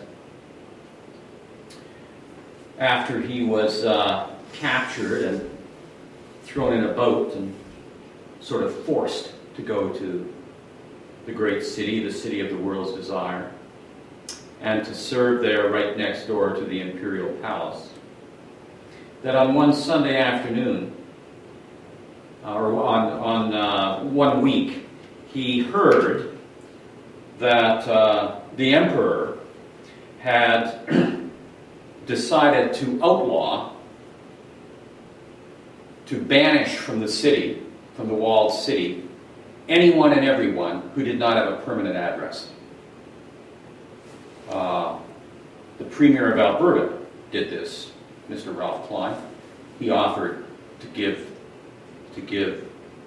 street people a one-way ticket to York province because it was warmer. So the emperor, with his right hand, passed the edict to banish all street people. And that's a huge number of people in a place like Constantinople. But then with his left hand, being a generous fellow, offered licenses to bishops to open hostels so the poor could get a permanent address. And some have argued, and I think probably justifiably, this is the first example of the whole tradition of social services and the institutionalizing of care for the poor that flows down to our own day. So on Sunday morning, after this had occurred, Chrysostom from the pulpit turns, after mentioning this, turns away from the emperor towards the bishops. And he asked why the bishops would accept such largesse when its clear result, he said, would destroy the Christian family. It sounds like such a good thing to do, provide housing for the poor. Chrysostom goes on to say that the Christian family only exists when there is a bedroll, a candle, and a loaf of bread standing in the corner, waiting the arrival of the unseen guest, waiting the arrival of Jesus Christ. You may meet Christ on your way home, or knocking at your door, maybe in rags, maybe desolate. You may meet him in the market, or he may knock at your door. Chrysostom goes on to say that if the emperor is successful and all the bishops adopt this plan to institutionalize poverty, to institutionalize charity, it will become all too easy for those who claim to be Christian to send the hungry Christ down the road to the hostel to have his or her physical needs met, even though their soul may continue to starve. Now the tragedy, and Chrysostom viewed it as a tragedy, was that the net result for our life together in the world would be diminished. No longer would it be normal to go to one's neighbor's home and to have them come over to one's own home and find the stranger at the table. That would no longer be normal. And that is a tragedy. Only the like-minded would be welcome. Those who share one's career path, one's standard of living, or one's values. No longer was every Christian home the house of bread, Bethlehem, the manger, welcoming the person, the man, the woman, the child who had no place to lay their head. No longer was the surprising story that seeks to be told out of every human heart likely to be heard in the midst of an evening meal hastily prepared for a late arrival. The family shrinks. It becomes sanguine. It begins to think that family values are blood values. One's mind and one's heart and the landscape of relationship shrivels. Now, Mexican campesinos or Ghanaian villagers or those who lived in the great city in the 4th century had and had, I suspect, as much joy and as much grief as most of the rest of us. But I suppose this is one of Chrysostom's points, that we do not know that, nor are we touched by it, nor do we see the deep solidarity of the human family when our world is so complex that we are insulated from the simplest of human communions. The simplest of human communions, gratuitously given to us on the street or by the knock on the door.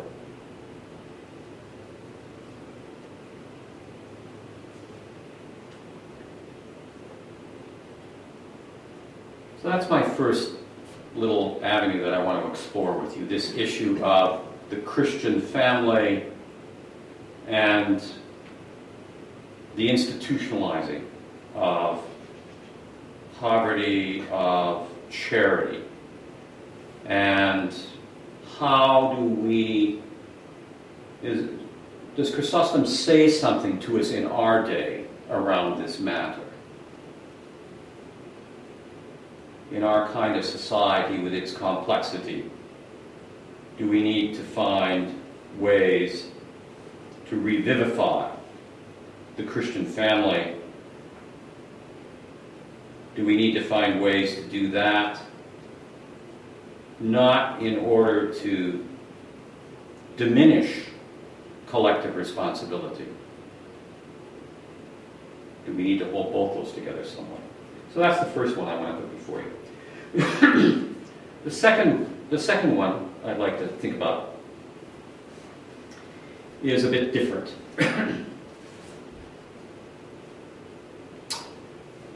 Christian thinkers and activists, conservative and liberal, tell us that political acts and policies and challenges, to them, at least to some of them, are all acts of faith, all auto de fe.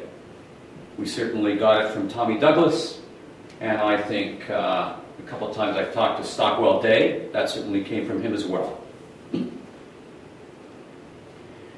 That is, they reflect what we hold dear, these acts and policies, including our treasured values and sense of what is important, what we aspire to, and with whom we wish to align ourselves. Our ambition to win, or remain at the center of power, or even just remain at the center of the critique.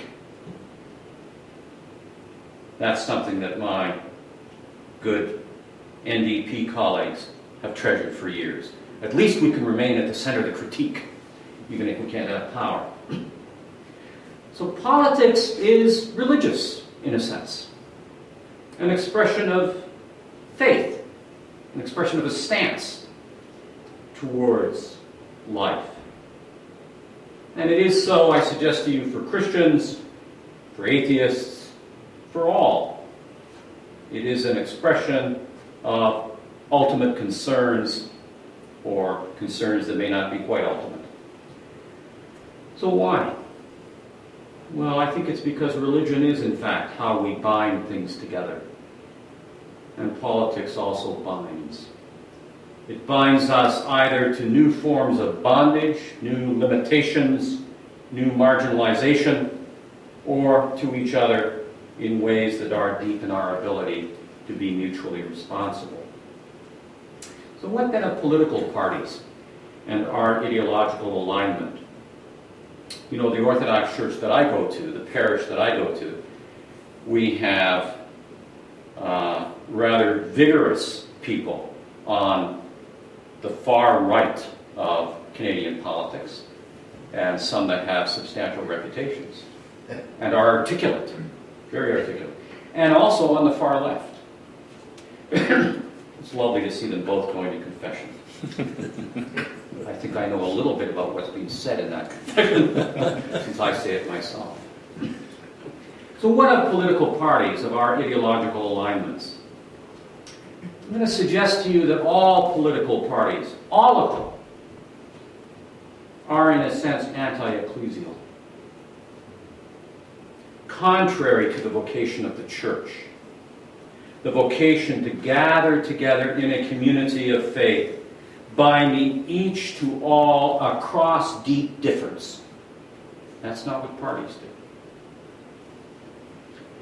Political alignments are, I say this harsher than probably is warranted, but for the sake of our conversation together, are a form of combatant activity.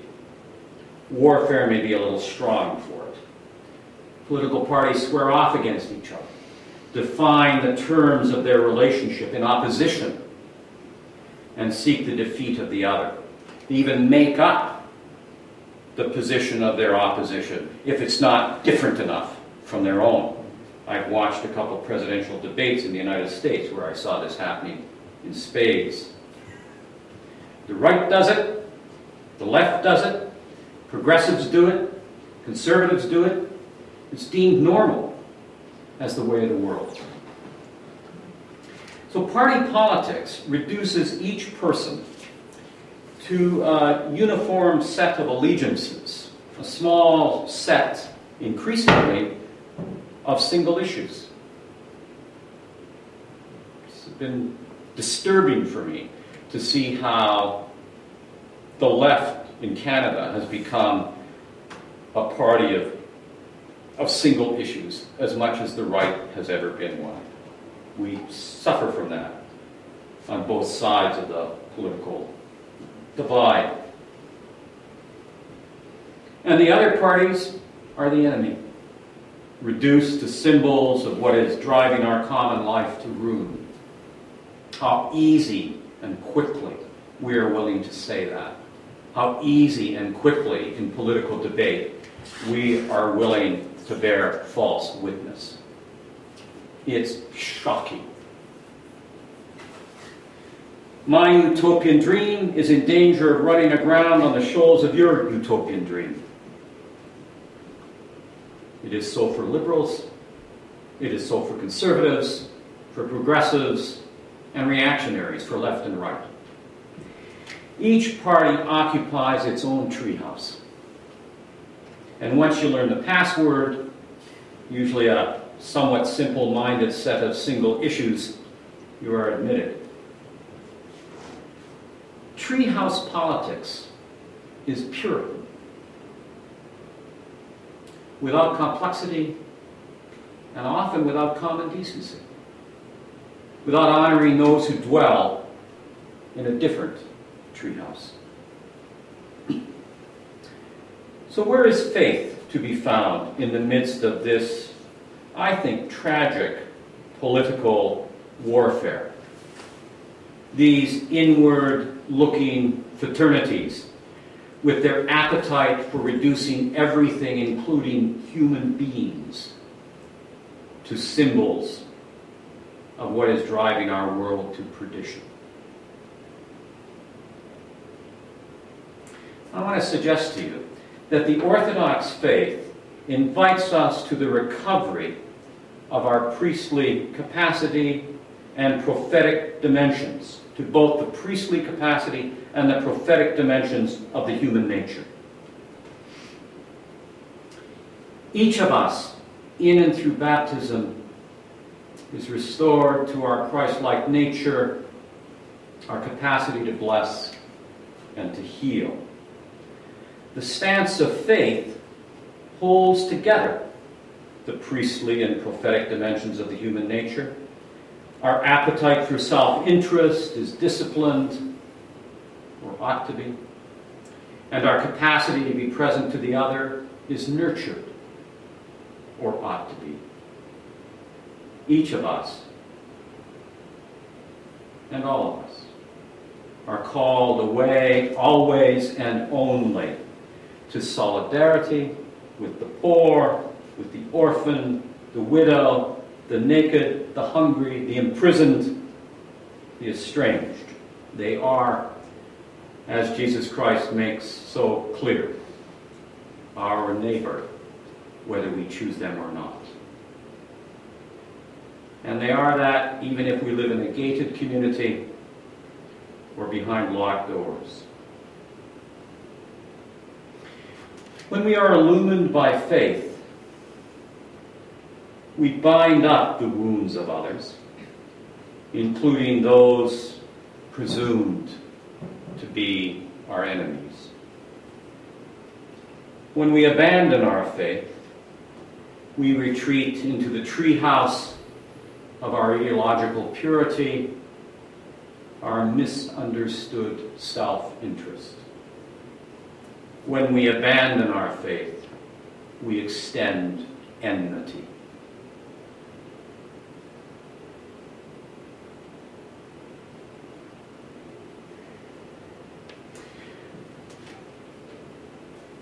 Quite a number of years ago, when I would meet politicians, I began to ask them the Amish question. The Amish are known for asking this sort of question. What will this particular political act, this policy, do to my community? It's the Amish question. And as Jesus Christ pointed out in the parable of the Good Samaritan, we always choose our neighbor, those who we admit to our community, those who we pretend are part of our community, and as a result, those we assume are not. But as the parable teaches us, since we choose our neighbor, we will, if we have faith, choose those considered by the natural community to be estranged, marginal, or enemy. It is, I suggest to you, the stance of faith to always choose them as our neighbor.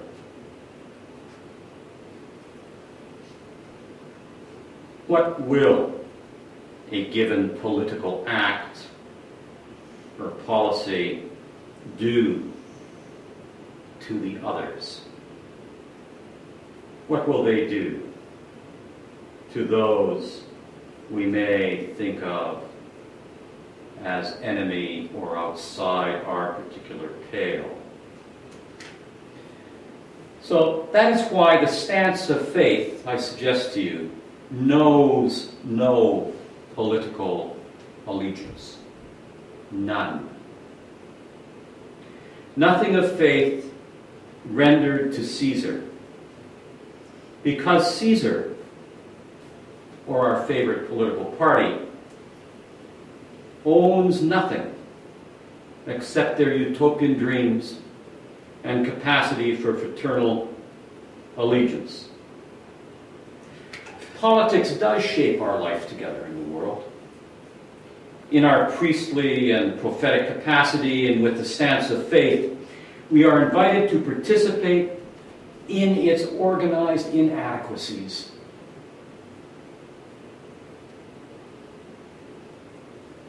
Certainly, as Orthodox Christians, we're not Quakers or the Amish, although Father Michael looks a touch like the Amish today. So we are called to participate in the organized inadequacies of our world. But the Orthodox model, I suggest to you, for such participation is not the party, but it's the ecclesia. It's the large gathering. It's the large gathering of all those who are different, all those who share, whose mystery we do not understand or maybe can't even understand.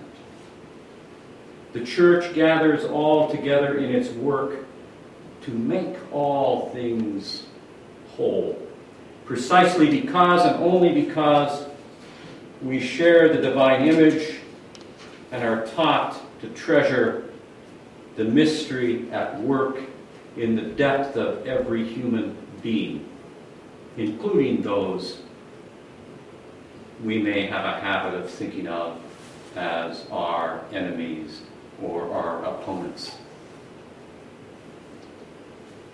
So I suggest to you that the Orthodox faith, the stance of the Orthodox faith, first and foremost in the public sphere, is to call us out of our ideologies. To not have those ideologies frame our way of seeing. The stance of faith opens many and varied ways for holding the world together in all its fragility and limitations. More ways and with a greater diversity of spiritual friends than we can imagine.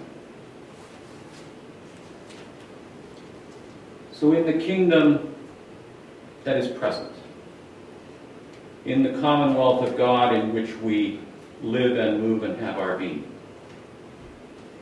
and which we seek to serve out of our faith. Lions lie down with lambs. Our ideologies never determine our relationships.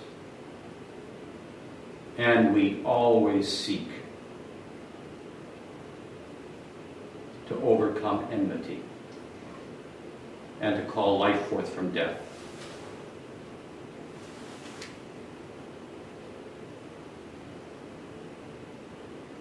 So, those are the two little avenues I want to think about with you a little bit.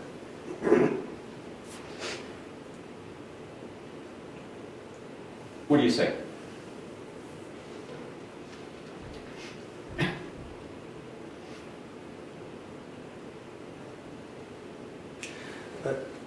As one who's never been involved in politics.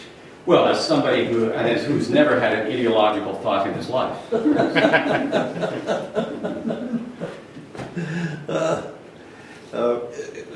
I mean, sometimes the thing that seems to provoke us to be involved, to provoke Christians most often to be involved in politics is something adversarial, and very often something that's aimed against another group of people. And it just seems to me that's a bit of a problem, that's what arouses more people to be involved in political, at least in political critiquing, than any other consideration. So there is that habit of wanting to push back on something, as opposed to wanting to make something new, wanting to heighten some and values. Protesting against, not advocating for Yeah, so often. And that doesn't seem to me to be appropriate at all times. But we have other issues that we should be looking at outside of political ideology. I think about our defense of the Insight in Vancouver, that I was representing that to members of the Parliament. And I discussed it with Ladika Seraphim and others, that yes, they really wanted to support Insight. And we made representation for the support of it. But there were a larger number of Christians making representation against it. And that seemed to be a little problematic. I mean, it's an interesting example. So let me ask you something about this. Is it possible in your mind that both are right? Well, both have a good point. Both have an important point. Both see something. Yeah. And both see something that's significant. So then the question is, how does one respond to that? Yeah. So you're suggesting that one of the responses is to simply try to shut it down. Right. The other response is to do everything you can to keep it going. Well, to look at why you want to keep it going, well, that's the important part, is why. Right. And the important part is why you want to close it down. And is one weighing the benefits and negative aspects, or is one simply a knee-jerk moralistic type of response, opposed to harm reduction and that sort of thing. And that's, so you have to, try to weigh it and see if there's a valid reason for wanting to keep it open. And we did that actually, but the others see another reason for closing it. And Do you think that some who want to close it down, that what may lie underneath that, consciously or otherwise, is simply the raw recognition that drug addiction is just so awful? Yeah. And that really the issue is how to help people, not simply in the moment of triage, but to help them come to better health. Yeah.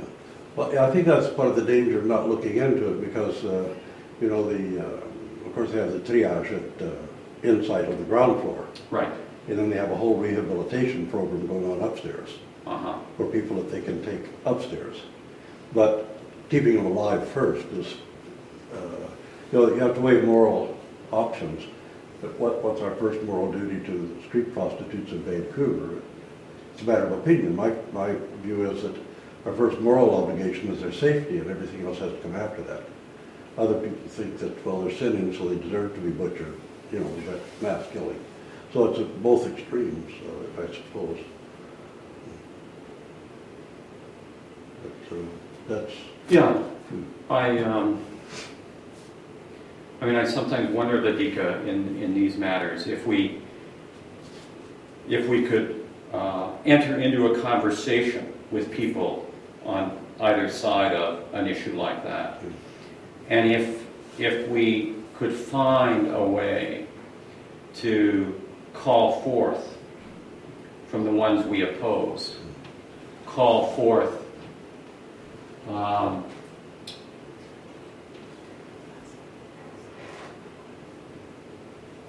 or seek to see that maybe in their critique they actually do want, even if they don't know it, they do want to speak to a deep problem, and they do want to not contribute to that problem.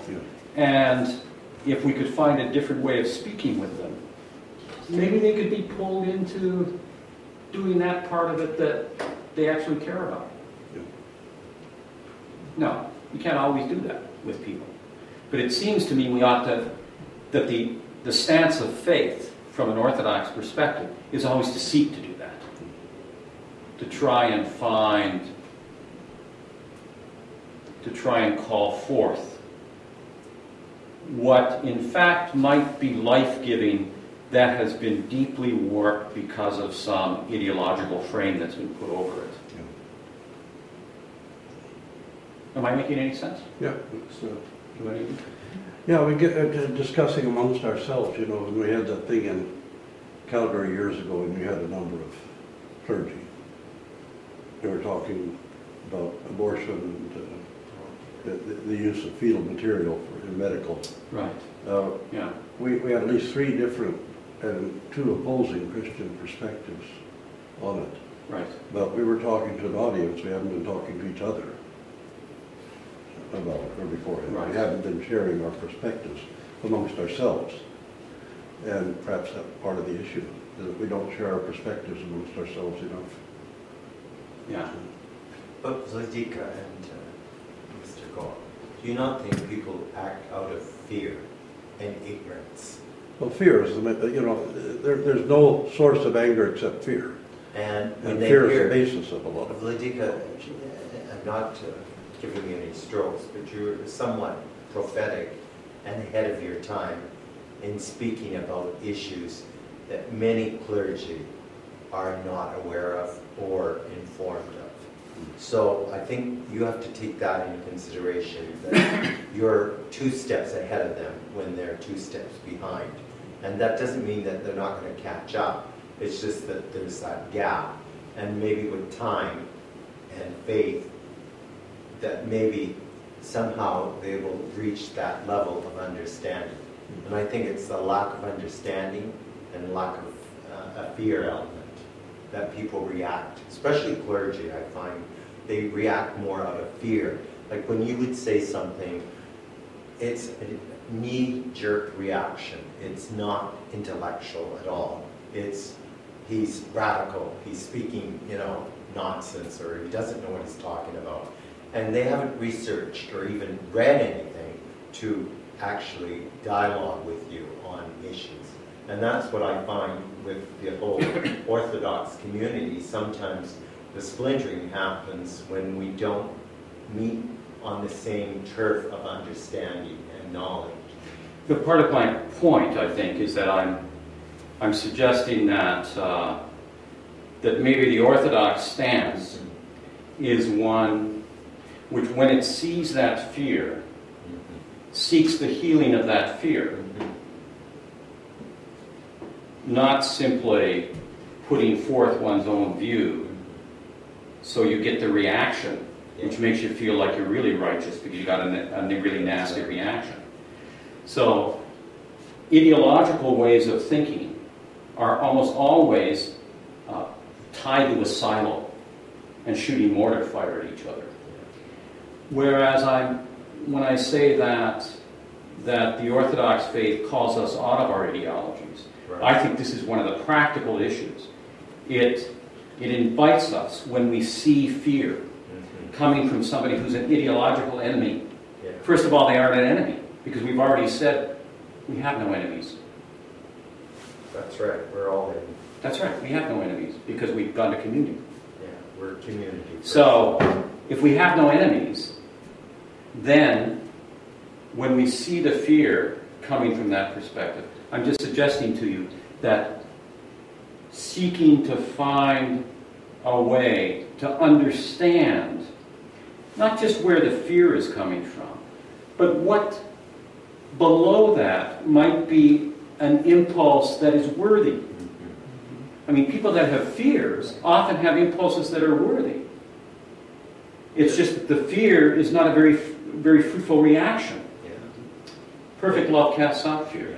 Yeah. What is perfect love? Perfect love is some capacity to get below that and try and understand what perhaps is a concern seen through an ideological prism, which we see as quite negative, but maybe the concern is something that people can be romanced to, free of that ideological prism.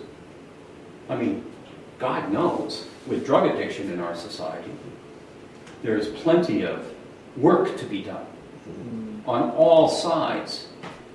There is triage, and there is real health care. I often think that our ideologies tend to be on one side or the other, instead of understanding both are necessary. I mean, I've had friends in Edmonton who are marvelous ethical people who would never give somebody on the street a dime, much less $10.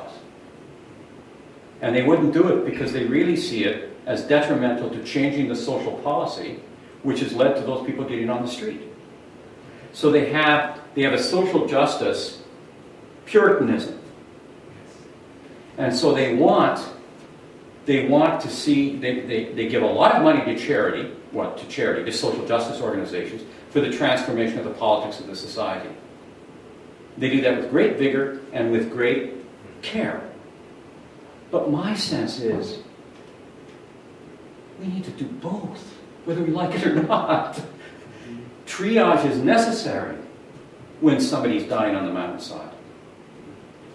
And healthcare is necessary when you get them off the mountainside and into a situation where there's at least some chance of moving life to a more integrated, healthier plane. So for me, it's been, I mean, thinking through this a little bit, and I mean, I must admit, one of the great gifts to me of our parish is seeing people who I have political differences with that are not insubstantial go to confession. That is a real gift to me, because that completely shatters my view of their ideology. I suddenly say, of course, they're suffering sinners like I am. And it softens my heart towards them. And then I speak differently with them. I seek to affirm what I can affirm, to probe and explore, to try and find out what's behind it, where we have big differences. and to see if there can be the beginnings of any kind of conversation that over time might shift probably both our worlds. Father. You know, when I was in the 80s, I was in the States, a Reagan Republican. And I really, really believed that that was how to form a more Christian society in the U.S. And then I got a job at teaching at a very, very liberal Protestant institution, Claremont School of Theology in Southern California. And I made a commitment to myself. Yes, I did. Did you know the school? Yeah, I've heard of it.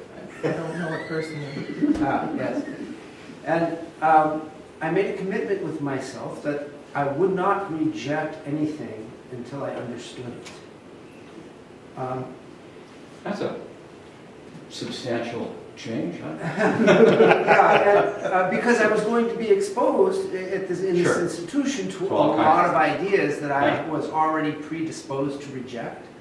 Mm-hmm. And I thought, well, if I'm going to have any integrity whatsoever, at least I need to, read thoroughly, talk to people, and then if I reject it, at least I understand what I'm rejecting. And so that's what I did, and I did end up basically rejecting most of what I would have sort of before I'd been there. But I changed. I changed as a human being because one of the things that I discovered was that whether one was arguing for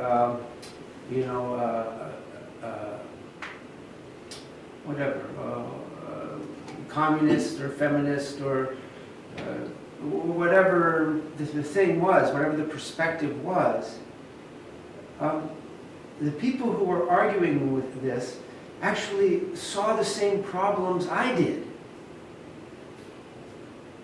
Sometimes that's the case. Right, they saw the same problems. They see the same problem. And but the way they were looking to solve the problems were based on some presumptions that were different from the presumptions I came to those same problems with. And what I discovered as I was changing in this process was suddenly everybody hated me. Because when I went home to my compassionate Republican friends and began to ask questions, they couldn't hear me. Right. And I had some very strong enemies at Claremont because I would ask questions. And these were not allowable questions in that context, right?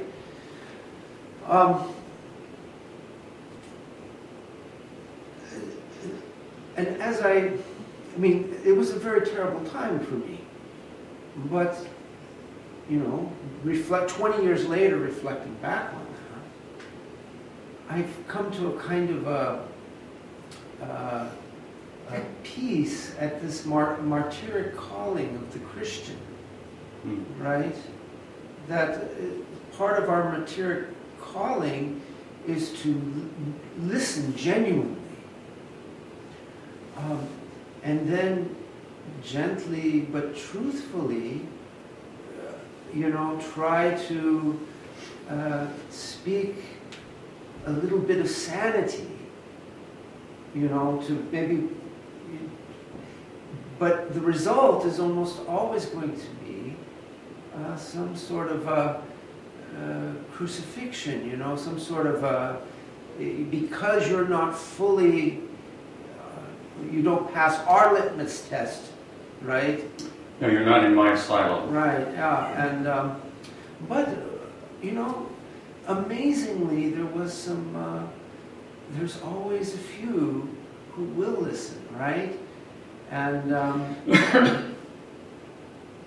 and you can actually sometimes have wonderfully fruitful conversations with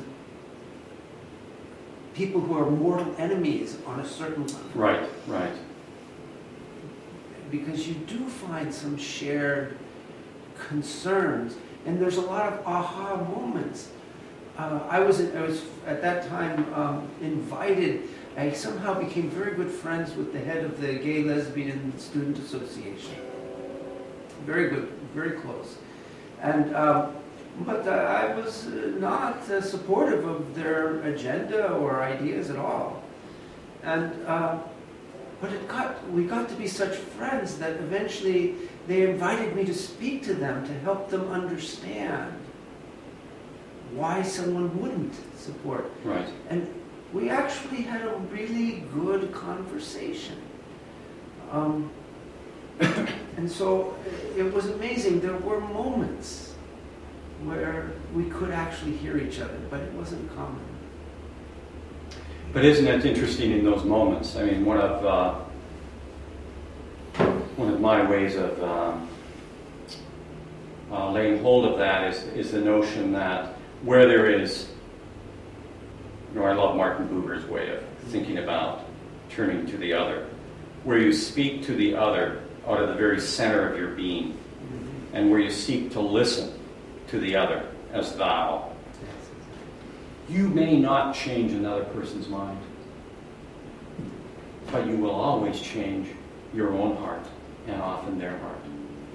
So our minds don't have to be on the same page for us to have a very different stance towards what a moment ago we had a very brittle stance towards, and wove each other into it. And to my mind, that is a huge, it's not enough for those of us that care deeply about a particular perspective. It's not enough, but boy, it is significant, because they're no longer enemies. And when people are seen as enemies, we rarely, if we see somebody as an enemy, we rarely respond with the best we have.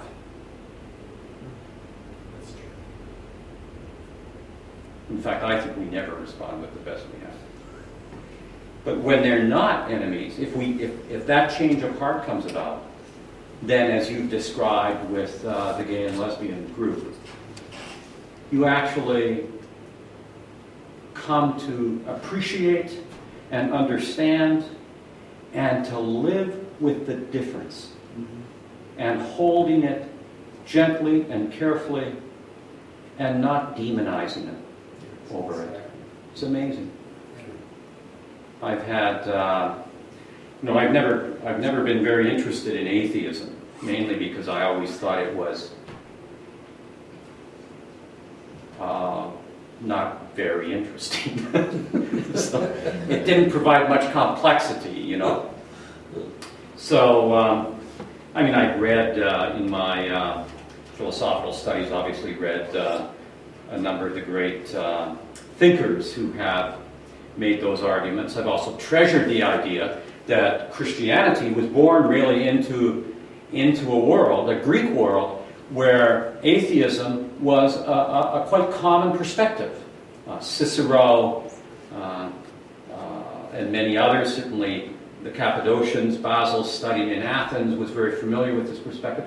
And in fact, they had an enormous appreciation for it.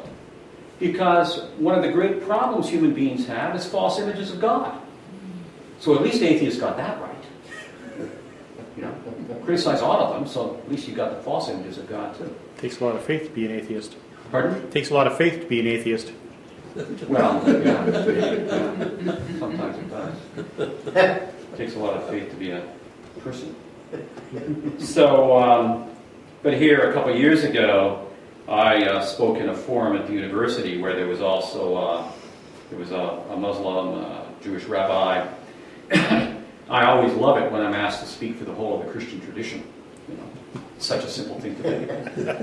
My Pentecostal friends love having me represent them, and another way it works.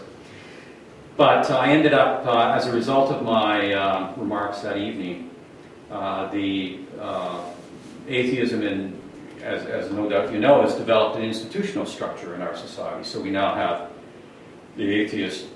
the Orthodox Atheist Church. We have the Orthodox Atheist Church twice reformed, the Fourth Square Atheist Church. We've got several of them, 3 or 4 of them in Edmonton. And they actually have an ecumenical gathering. So they're almost like, won't be long before there'll be a world council sociopath. So they have this gathering once every couple months in the atheist temple, which is sometimes referred to as a beer hall. And, so they invited me to come and to speak about, to elaborate on some of the things that I had been speaking about that night. And just as you had this lovely conversation, that's one of the best theological conversations I've had for a long time, was that evening. They asked me to come for 20 minutes. 2.5 hours later, we were I was finally leaving. And part of it is simple. I obviously saw many ways in which what I see as the best impulse behind atheism is at the very heart of the biblical tradition. And of course, they didn't know anything about that. So I can begin by saying, you know, what you and I share, and what we share with Jews and Muslims, is an insight that you have understood with some precision. And it is that an enormous amount of mischief is done in the world because people are paying God metaphysical compliments. Because people have images of God that end up leading them to death dealing. You know, that's at the heart of the Scripture. That's the central issue in the Scripture, is false images of God. So we share it. And it changed the way in which we come at it. So sometimes I think we need to come at, this is kind of an orthodox idea, I think, Vadika. Would you agree with me, that orthodox consideration never comes head on. It always comes on the bias. It always comes in an attempt to flow in and to draw life out, as opposed to head on. It's a good picture. Yeah. That's a lovely, lovely story, lovely account. Well, Cool. thank you. Okay. Thanks for the opportunity to hear the speakers and, of course, to share it online. That's one of the main things now. We do a lot of video symposia because we get a lot of viewers. I think Ron and I had done one symposium that has now more than 36,000 viewers on it, which we did here in our own Polish studio, just the two of us. And but the outreach is really much bigger now in our electronic era. And we find that Canadian Orthodox Broadcasting.ca has some of the videos we put up have well over 25,000 viewers. In one case, we topped 36,000 recently on the symposium we did on Palestine, Ron Dart and myself. And that's one of the main things about gatherings like this, is to share it now beyond ourselves and realize how huge the outreach can be. It's been very fruitful to have the discussions today and to think together about these issues, and we hope to continue doing that with the Sts Alban&Serge Society. And one aspect of an organization like this is that we have representations from two different traditions, and but they're offered freely and without constraint. And it is a friendship fellowship between us.